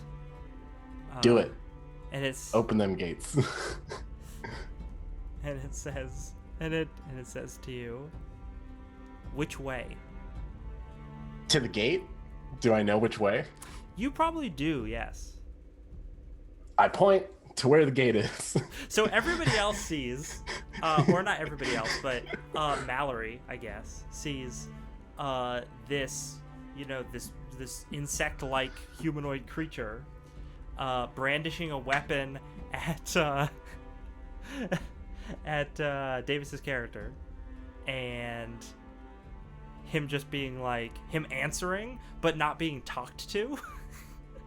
And then he's just like, "Yeah, over there. Let's go that way." And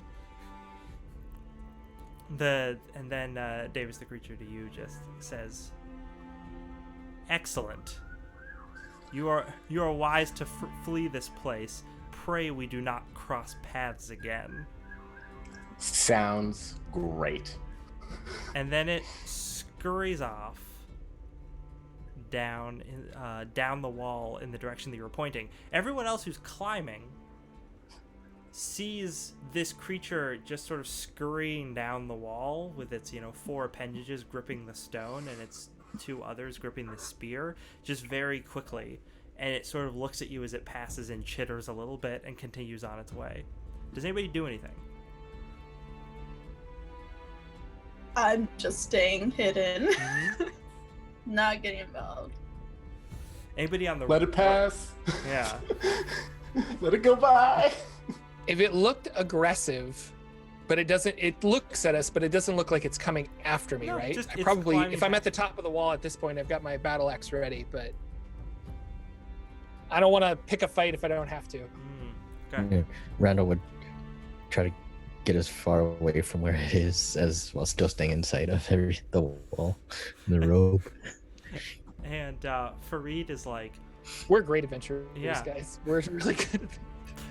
Fareed, Listen, we're level 2. some of you are level 2, not even all of you. Yes, we're level 1 and Okay, so let's look at how much experience you get for that. Because you succeeded in 2 small encounters with a creature that has a lot of hit dice. So you will probably get a lot of experience. Oh, awesome. Wait, so we don't have to kill it? We just have to. You have to Pass the have a encounter? successful encounter with it. That is how you get monster experience. Yeah. it's still sort of like the game system still kind of wants you to kill things because that's how you get their gold, and you get a lot of gold from experience, from Killing them. yeah. Unless you steal from them or convince them to give you gold, then it works out. Wait. So we can get experience from just stealing from people? Can you get experience from just stealing from people? Yes. Pretty much. Do I get experience for stealing that super cool artifact? Oh, I see how it is.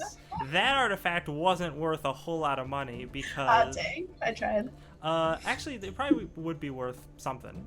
I'll get to that later, because it was made of Okay. lapis lazuli. Forgot about that. Michaela will remember this. Michaela will remember this. Just gotta check this boy's hit dice so I can do the calculations. Oh, okay, cool. You get 900 experience each. Oh wow, Oh, we do not That's want to enough. fight that. that's enough for the thieves to level. We did not want to fight You that. do not want to fight. You do not want to fight those. Oh, Yeah. So you make it over the wall. Everyone is able to climb up without incident, and you swing the rope over the edge. You're able to climb down. Not a big deal. And now you are in this sort of kind of like a floodplain, right, where they grow stuff. So the water comes in out of the Quinat tunnels, floods this area, and they grow crops here. It's Farid is like, okay, guys, it's not a long distance from here to the openings. There are 3 that I know of. I think we should take one of the first 2. The third one, I see a lot of, I don't know. There's a lot of creatures that nest there. I don't want to be near it. Well, one of the first 2. The first one has is a little more secluded, but it has an iron gate. The second one is a little easier to spot, so they might see us coming. Which of those 3 would the party like to choose? I say that we go as far away from them as we can. I do not want to be anywhere near that army. I think with Unin's new strong belt, he might be able to lift an iron gate. We can definitely try the iron gate. Is that the fast? Well, do we want speed out of here or stealth out of here? I think that's kind of like the difference in methods here. I think I want stealth. I think stealth is the way to go. Yeah, I kind of like stealth too. So Mm. I do like Randall's idea, like finding the longest way, but this is probably the safest, stealthiest way.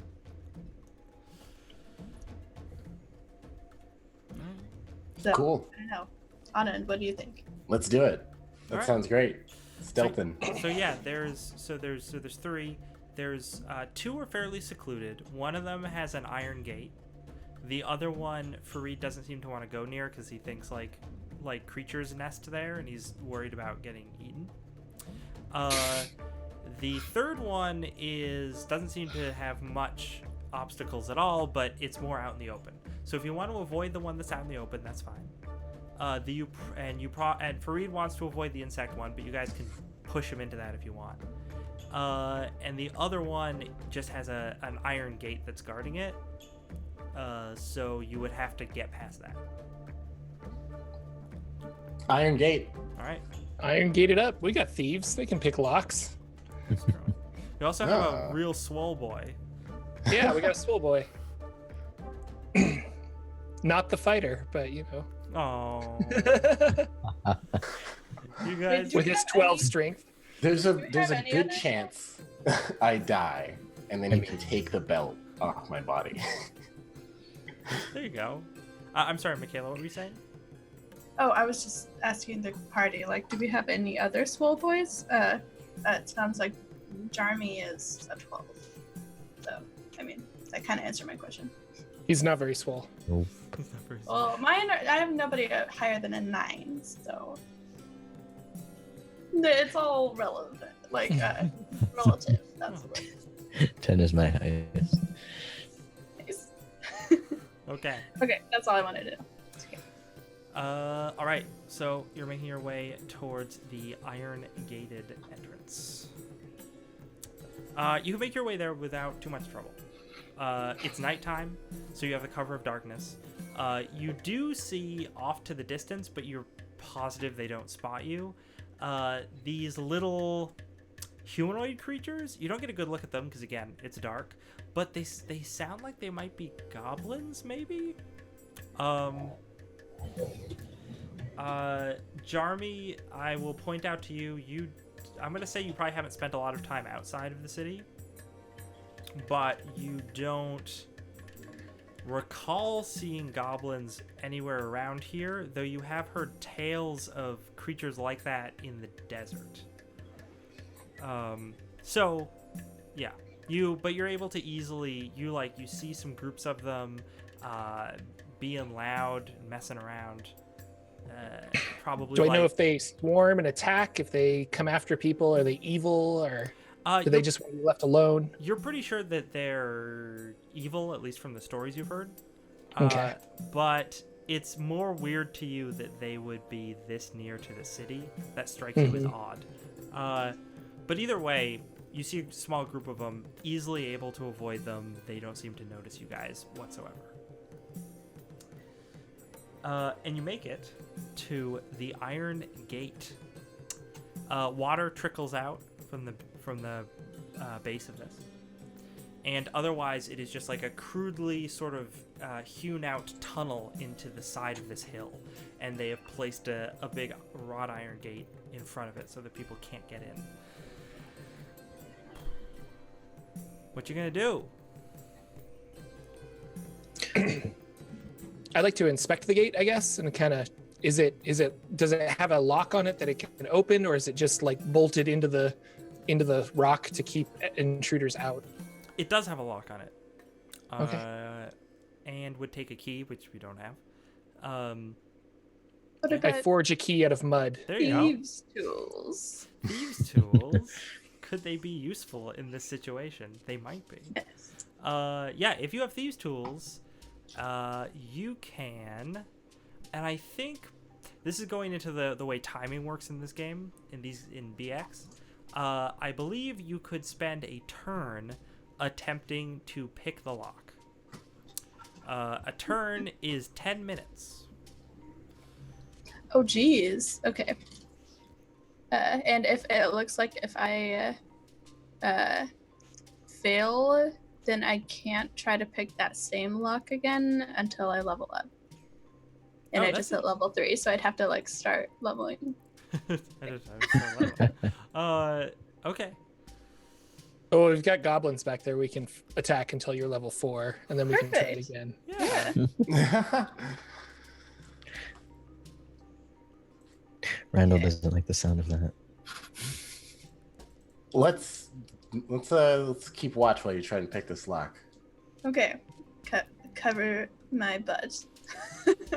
I'll try. It looks like I have a 25% chance of success. So do you want to roll or should I roll? You can roll. Okay. I'm gonna check if this edition has something about bending bars and lifting gates. Just There is something I about got stuck 15. doors. a what? 15. 15. Yeah, you did it. I'm gonna roll real quick to see if those monsters moved towards you. Oh Have- no.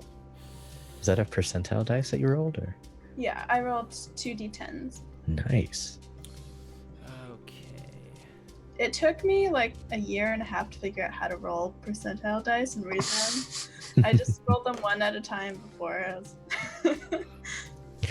Do you have the 101 and the 10, or is it? Yeah, the two two tens? digit and the single digit.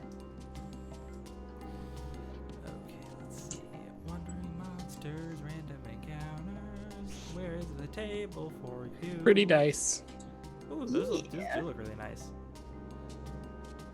I don't know where it is. I'm gonna roll a random percentage chance till I find it later. Okay, Nice. yeah, you guys are good. These creatures do not come anywhere near you. They don't think you're over there. They have no reason to investigate. They don't. Nice. And the door pops open. Mallory messes around with it and is able to open that lock. Yeah. Skyrim status. I learned how to pick locks. Lock thieving increased to Level up. so what yawns forth before you is a dark, dank tunnel. You hear the dripping of water, and yeah, it's there. I say I'll lead the way, and I light a torch, and I head down cautiously into the cavern. All right. I'll follow behind. Okay, I'll lead. I'll hang out with the people in the back with my lantern. Very nice. Because what was it? Lareth and Fareed are going to be up front, right? Because they're the guides. Lareth, Kingsmill is not going to be up front because she doesn't know anything about these tunnels. Okay. Fareed is just basically says, okay, so now all we need to do is keep going up. Basically, the ground is going to slope slightly upward, but there's going to be some branching tunnels. If any of those branching tunnels slope downward, don't go that way. Just keep going up. And eventually, we're going to come to a hole that leads all the way up to the surface. And that should put us out the top of the hill, something, fair distance away. Okay, cool. You get it? All right. And then he goes to the back. Upward and outward. All right, always go up. I guess that's what we got to do. Randall is like in the middle of the group because he wants to be surrounded by people.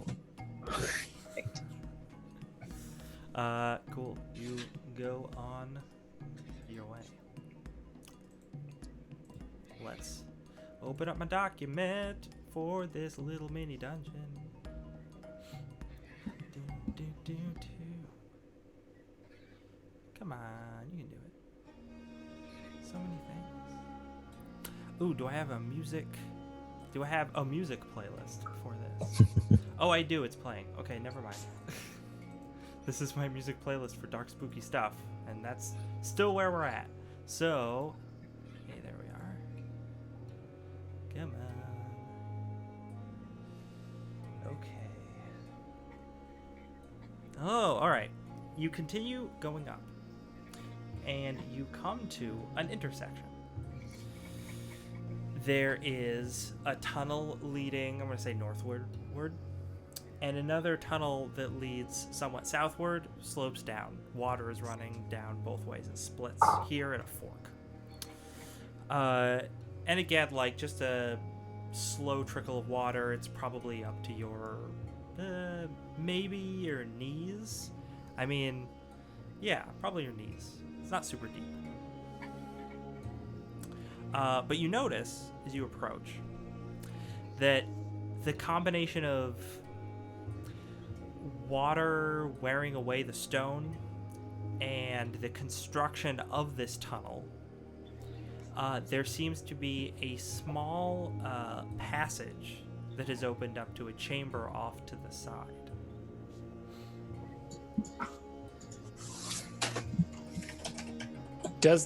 Is the water going into that chamber? Like, No, is it's it running downward past sloping? it. Yeah. Past it? The chamber is just. Oh, my headphones fell out. Hold on. Oh, he can't hear us. He can't hear us, everybody. Oh, he doesn't have his headphones and he can't hear Nerd. Oh. us. Oh, dang it. Dang it! Now he can hear me again. No, this is a side chamber. The water's running past it. It looks like the stone might be a little treacherous. You could probably get it. You could probably climb into it, but you don't know if you moving through it would shift the rocks around and cause them to collapse. It wouldn't collapse the whole tunnel, but it would probably collapse the entrance to this little side chamber. I'm going to say something glitters from within in the torchlight. Do you want to take a closer look with your lantern, Mallory? Oh no. Oh no. From a safe distance. My torch only goes so far. Yeah. How about you throw your torch? Then I wouldn't have my torch. Dude, I I have have a so many torch. torches. We have torches. I have so many Right. torches. Okay. I throw a torch into the chamber. Sure. It hits off. You hear the sound of the torch striking against stone, and you see illuminated. It looks like a partially ruined stone, worked stone chamber. So like the tunnels that you're in, they've obviously been chiseled out to make these aqueducts, but they're still really rough hewn. This looks like it was maybe once the basement of a building. And Okay. there's carvings on the walls, and there seems to be a chest that has some. The chest itself is not gold, but it might have some gold leaf on it. Is closed. I'll ask Miss Kingsmill. Have you seen any type of archaeological digs like this? Is this something you're familiar with? She sort of moves over, pokes her head over so she can see in there, and she's like, yes, that's definitely ancient. Oh, I gotta check this out. This is ancient soul. Oh, no. And I grab her. You grab her? I'm like, do not walk forward. This is Okay, so.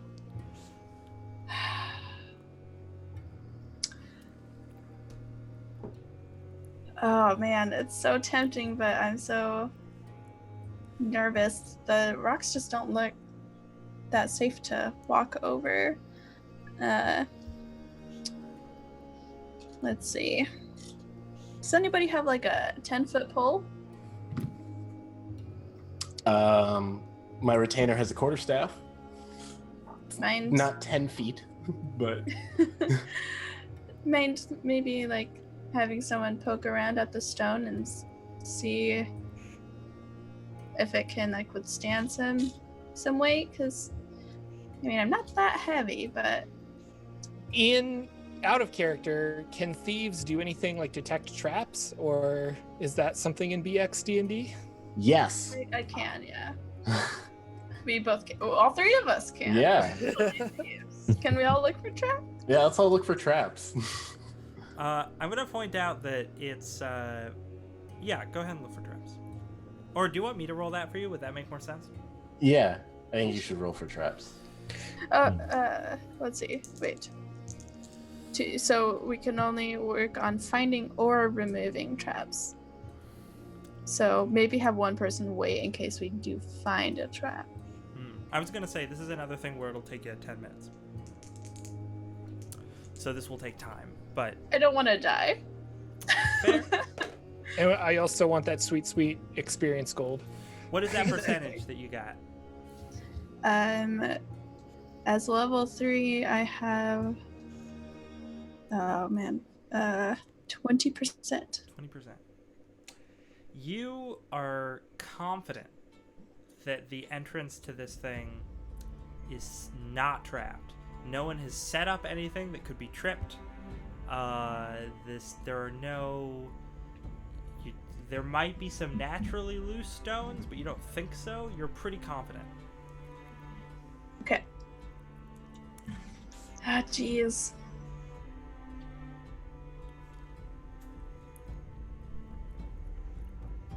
Cool. Let's I'm- keep moving then.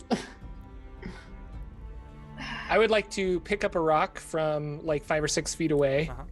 and chuck it at the loose rocks that we were seeing to see if I can cause it to fall down. You chuck it, it hits them with a clang, and then sort of clatters back into the water, and you hit it with a splash, and it echoes down the tunnel. Oh, that was good too. Yeah. Yep. So now maybe it's like weakened structure. Okay, you know, I really super hate this, but gold sounds cool. Yeah, no, actually the rocks don't budge at all. It looks like it's okay. Man, the things I do for you guys, and I'll like gingerly and slowly like climb up and like try to spread my weight out and like just like move towards. What's your dexterity score? My dexterity is a 14, so Okay. +1. You gingerly make your way into the chamber. No, you don't push on. No rocks move beneath your feet as you cross the threshold into the ruined basement chamber. Woo. Okay. So this chest, It's chest. is it locked? It's stone, and it doesn't seem to have a lock on it. However, Okay. it is sealed with lead. You could pull it off, but there's writing like all over it in this cuneiform text. No, too bad I can't read anyway. It's all good to me. Okay, so it's like kind of like a slide off thing, or Yep, you just rip you take like a crowbar or a weapon or something and chip the lead away, and then you can just lift the lid off. oh, okay, I get it. Mallory, do you have a crowbar? I have like a mallet and Because I lift up a crowbar from my backpack. I don't I can really toss need this to throw you. That. Please don't throw that. Okay. So I'll just chip away at this with my mallet. Yeah, Sure. that's what I'm gonna do. You take some time, you do that. You're able to get the lid off. While that's happening, Lareth Kingsmill is just like, oh my, what's in there? There's gotta be so much cool stuff in there. I'll let you know Oh, in a minute. I will also point out this basement is a small chamber. It's like maybe 15 by 20 feet. There is a stairwell off to the side that led up to maybe the first floor of this building, or maybe a higher basement chamber or something. But it has long since caved in. So Okay. you can't go that way. So it's basically just this. And you take your time with it, you get all the lead off. You can now lift the lid and remove it if you would like to. I would like to from behind it and open it away from me.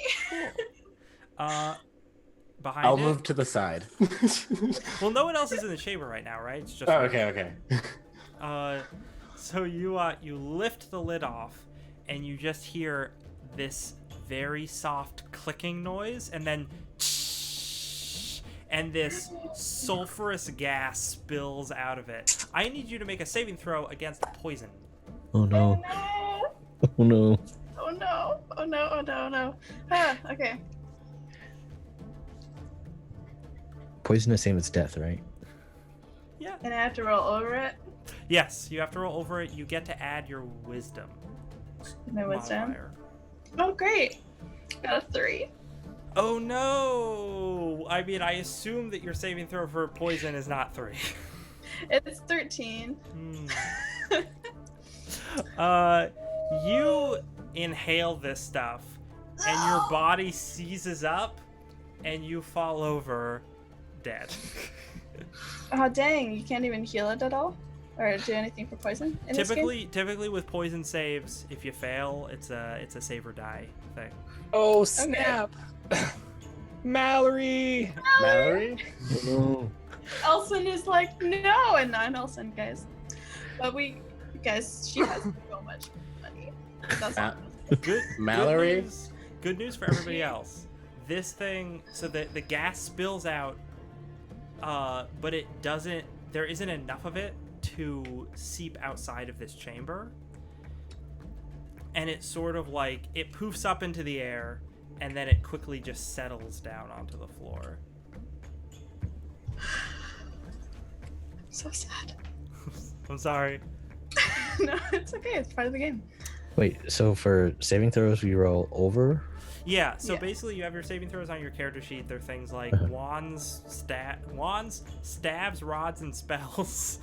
Dragon breath, it's very silly. Dragon breath, death, poison, and like paralysis and petrification. And you have different numbers that you need to roll over depending on what class and what level you are. So as you get to higher levels, those numbers become easier to beat. It's actually a pretty elegant system. It's just silly that there's like a save for wands and then a separate save for rods and stabs. Like that's what's goofy about it. But the mechanical system is quite elegant, and I like it a lot. So you guys, you hear a thud. You hear the hissing sound, and then you hear a thud. Mallory, Matt. Uh-oh. Mallory. grown once if you're okay. I don't I don't think I that was didn't a hear good anything. idea, Are you guys. guys hearing anything? I didn't maybe Should we check it out? I really I am don't scared to know if walk she's in there. okay. Maybe I Uh, can heal her. Do you want to try, Elson? I do have some. Oh, wait, did we see the gas come out at all? If you look inside, if you like look through the opening, right? Oh god, my headphones keep falling out. Oh, he can't hear us. You can't hear us? It's so crazy. Yeah. You can see the probably like Mallory was behind the chest, right? So you could probably Yeah. see Mallory's feet sticking out from behind the chest. And you see this like fine yellow mist that is quickly settling on the floor. And by settling, you mean it's dissipating away, or it's like Yeah, it's basically like it poofed out into the air, and now it's dropping very rapidly. Okay. Oh, I think she got poisoned, y'all. No. It was the greed that got her, and I take a walk into the room to see what's in the chest. Hey, what's Yeah, your I follow. dexterity score? What? What's your dexterity score? That would be an 11. Okay. You gingerly walk over the stones. Nothing bad Okay. happens. Davis, you said you walked in. What's your dexterity score? It's more than 11. Yeah. You gingerly walk over the stones. Nothing bad happens.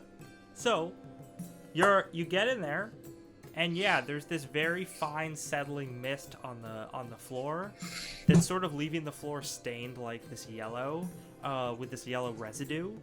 And Mallory is at the other side of a chest which is cracked open, and she's like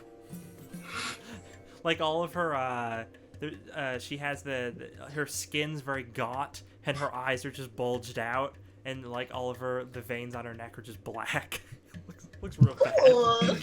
Oh. I kind of do like a shake on her shoulder, but I know that there's no coming back from this, so I like close her eyes with my fingers. I'm just like, sweet Mallory, we barely knew thee. She was kind of cool. She protected me a lot. She was strong. Would anyone like to? Cry. What's in the chest? An old character. Yeah, we obviously look at the chest. So. What's in the chest? Oh, poor Mallory. What's And in the the chest. box? The announcement was nothing but poison. It was a poison chest. Yeah, that's like all she wanted, though. Just like, forget me. Just get the money. It's what you would have wanted us to take the money. So there's no gold in this chest, but there are two items.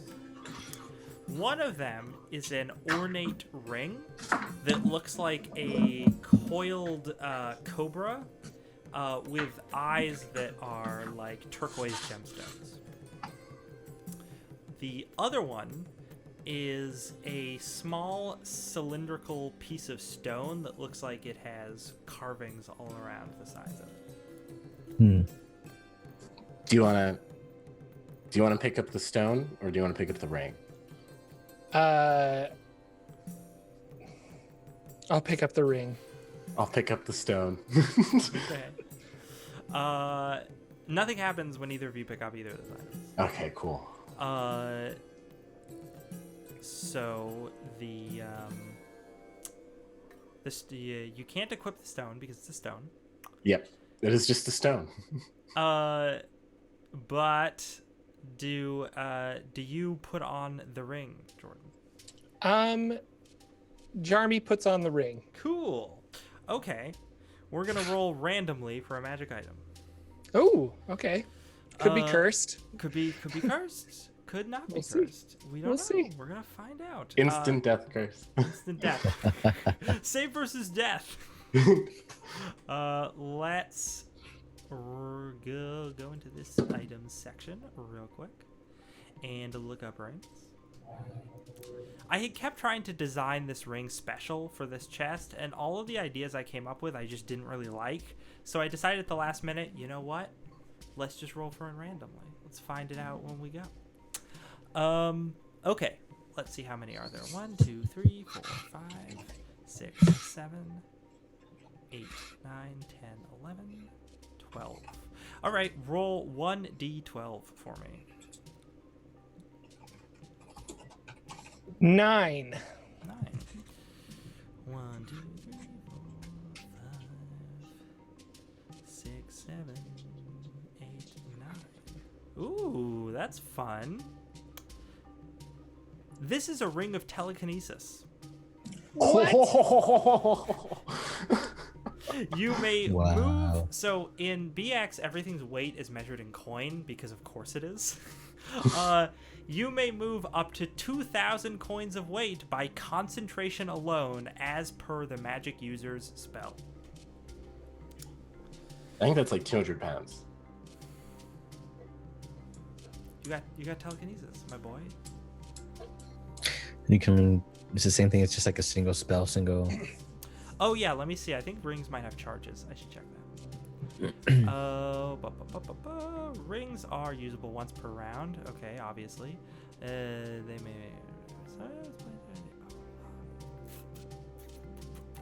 You know, in this book it doesn't say. I'm gonna check the other book because BX are 2 books. Fun. Let's go to the other one and make sure I'm not lying.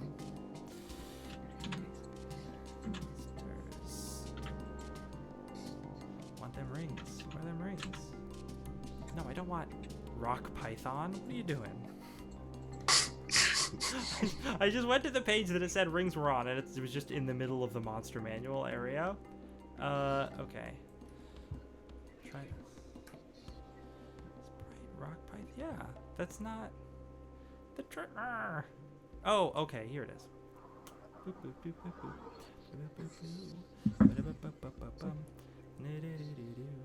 Rings, type of ring, magic items, jewelry, gems.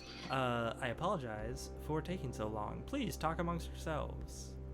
While this is happening as well, I'm just gonna make sure to take all of Mallory's stuff. Yes, we need Mallory's stuff. Also, perhaps Kingsmill can check that cylinder for you. Yes. What does this do? King's Mail? We'll just give more things for the DM to talk to us while he's looking something else. Yeah, thanks. Did you say it has writing on it? Yeah, it's got writing on it. Check it out. It's like a little cylinder. Is it magical writing?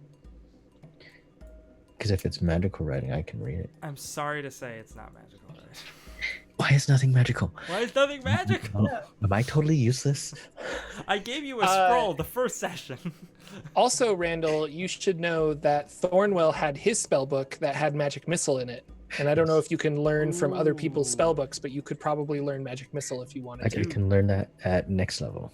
I was gonna say you could definitely copy spells from other spellbooks, so you can learn. Yeah, it that's at what I next mean. level. And then you wouldn't have to wait till next level. You could just. No, I Prep. think there's a limit.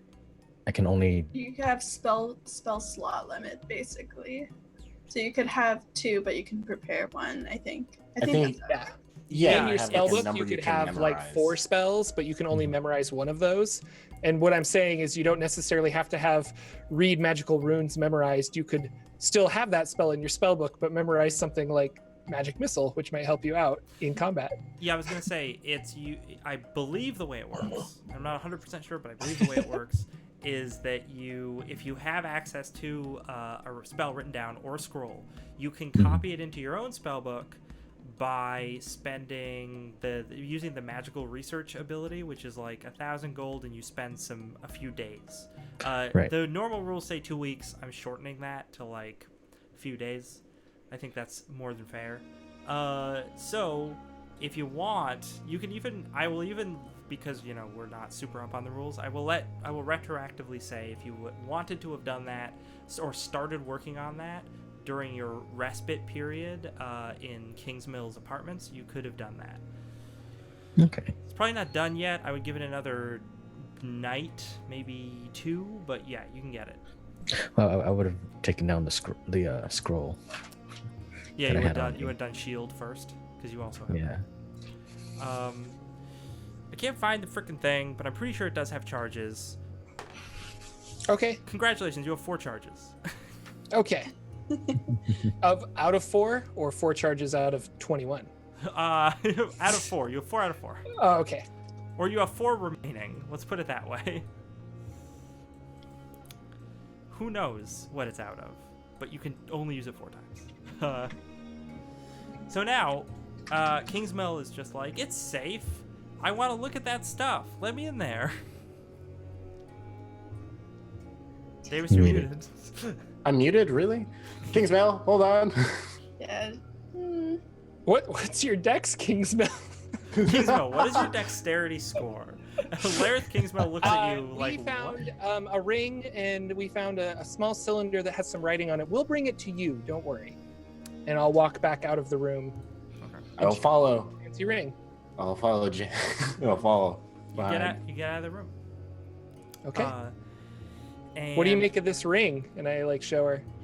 Not that I'm proposing or anything. Hey. Hey, But you are a very attractive archaeologist. I do. She looks at it and she's just she hears you say that and she's like, what? And then she looks at the ring and she's like, oh yeah, this is it's definitely from ancient Solm. It's got some sort of magical resonance to it still, I guess. It feels magical. Feels magical. Feels like you could lift things with your mind with it. I'm thinking I could, and I Magneto myself up into the air. And I just slowly lower myself. You use 1 charge. Okay. No. Yeah, so I show her the little cylinder. She's Little like, stone. now this is a find. Do you know what this is? No, tell me. This is how you write your signature. And she just takes it and she's like, let me demonstrate. She's like, very Okay, excited. I'm ready. And she just takes out a piece of paper and she takes this stone and then she takes out some ink and just rolls the stone in the ink and then just rolls the stone across the paper, and all the carvings on it are just like makes like a couple words on the paper. And she's like, and that's the person who owned this chest and probably that ring. Can you read whose name it was? Oh, Nebacot the Pious. Oh no, that's unfortunate. That person was definitely put to death for being religious, and then she just rolls the thing up and puts it away. And Farid is like, hey, can we continue now? Because we've kind of... Yeah, let's keep moving. Been a while. Yeah. Uh, Yeah. Hopefully there's no more poison. You continue up this waterway.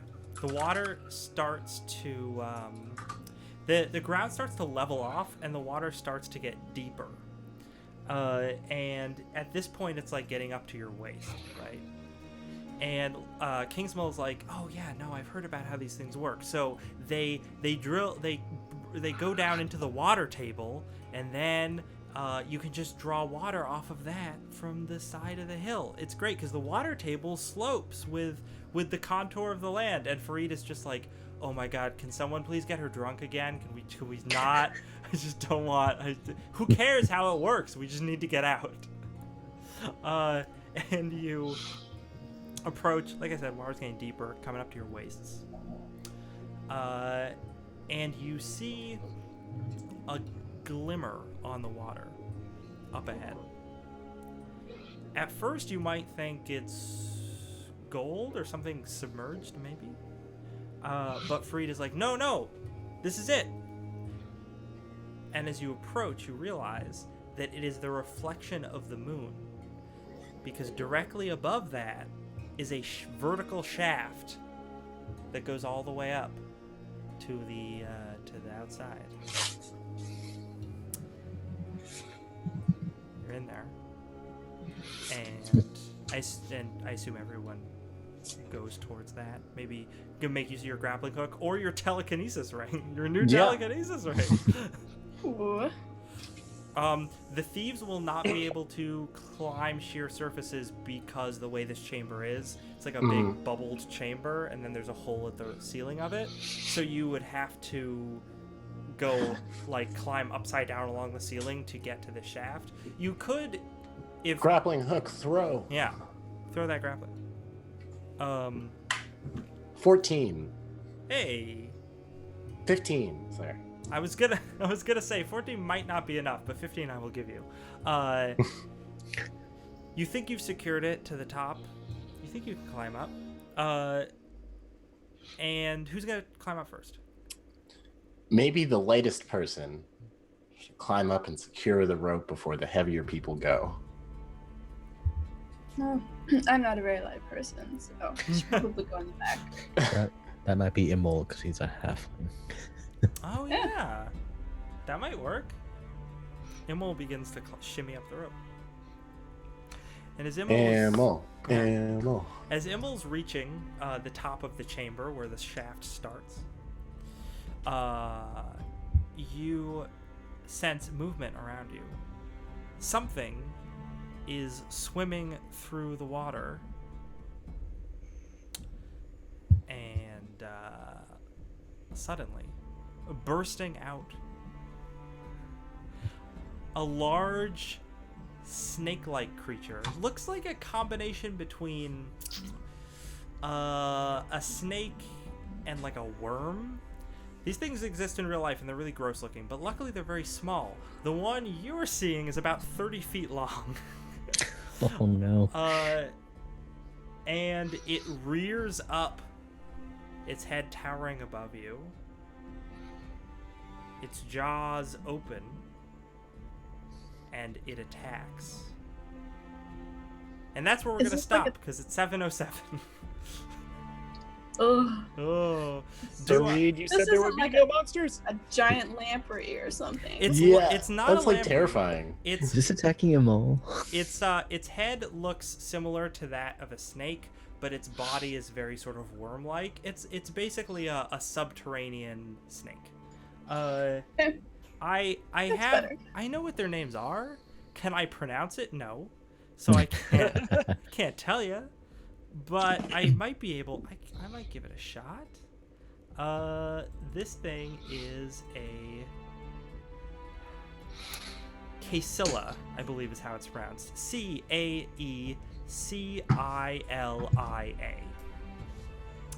But anyway, this thing, it looks real gross. It was submerged in the water. It wants to eat you real bad. It's gross. It's pretty gross. I regret looking it up. You regret looking it up. It's Yeah, real what the big.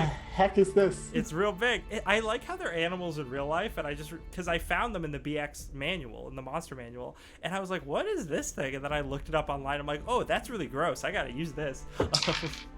So, ooh, cross between a snake and a worm, disgusting. So, that's where we're gonna stop because I love stopping on cliffhanger combat. It's great. Fantastic. We lost 2 characters today. Mallory. Could have been a lot more if you guys decided to try and rough up those beetles. Thanks for watching, audience. We really appreciate you tuning in to watch this show, Seekers of the Scorpion Crown, on the Greyhawk channel.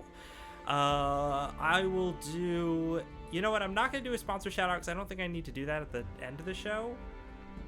I'll check again later. Well, maybe it'll change next time. Who knows?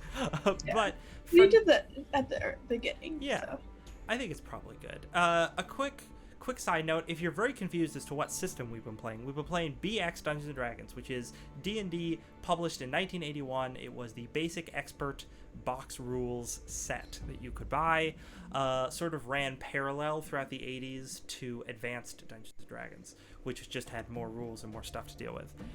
The only thing I changed about the rules, if you are a BX, if you're someone who knows a lot about BX already and you're rules purist, I have changed descending armor class to ascending armor class, and I have gotten rid of THAC0 and replaced it with just a regular old attack bonus, because THAC0 is the devil and I won't use it. I'm not gonna do it. You can't make me. It's not gonna happen. But as you may have noticed already, this rule system is pretty brutal. So tune in next time for more character deaths. We'll see how many people I can kill before you guys get to a high enough level to be able to survive some basic stuff. Let's go around and talk about what it is, who people are, what it is they do. Let's start with Michaela. Hey, I'm Michaela. I'm at McBoots42 on Twitter and most places around the internet. And I play Dungeons and Dragons. I run a every other week stream called Celtic Knot, and I'm always coming out with cool RPG supplements and doing art stuff. So come hang out on a stream or hit me up on Twitter, and happy to say hi. Okay, next up we have Davis. Davis, what do you do? What have you done? I'm Davis. Most recently, I was on Princess of the Apocalypse over on Nerd Immersion. Before that, Dank Dungeons, and hopefully again Dank Dungeons soon. And that is me.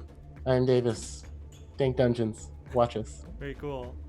All right, Wild Engineer, tell us a little bit about you. Yes, hi, I'm Wild Engineer.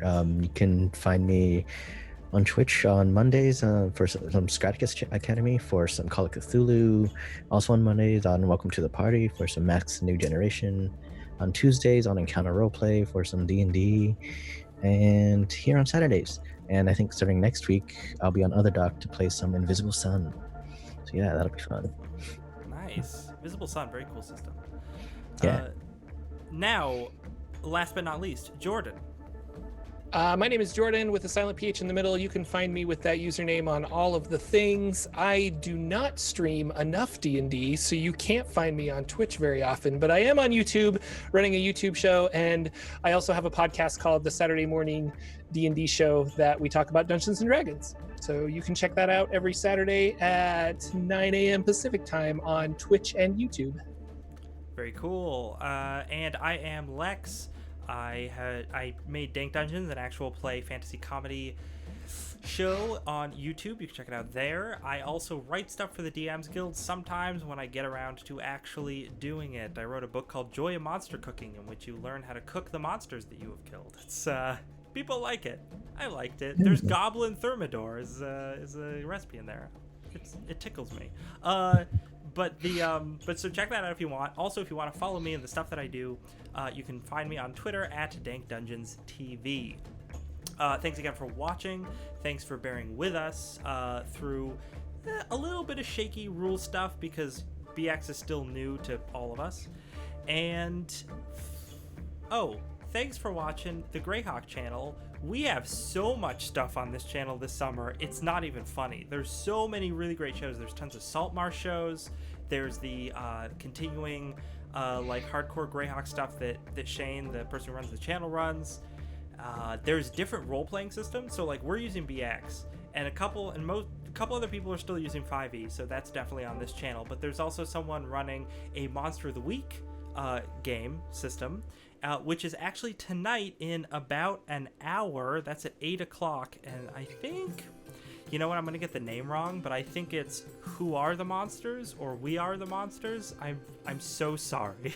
I'm so sorry for probably not getting the name of your show right, but people should stick around and check that out at 8 o'clock Eastern Standard Time in less than an hour, right here on the Greyhawk channel.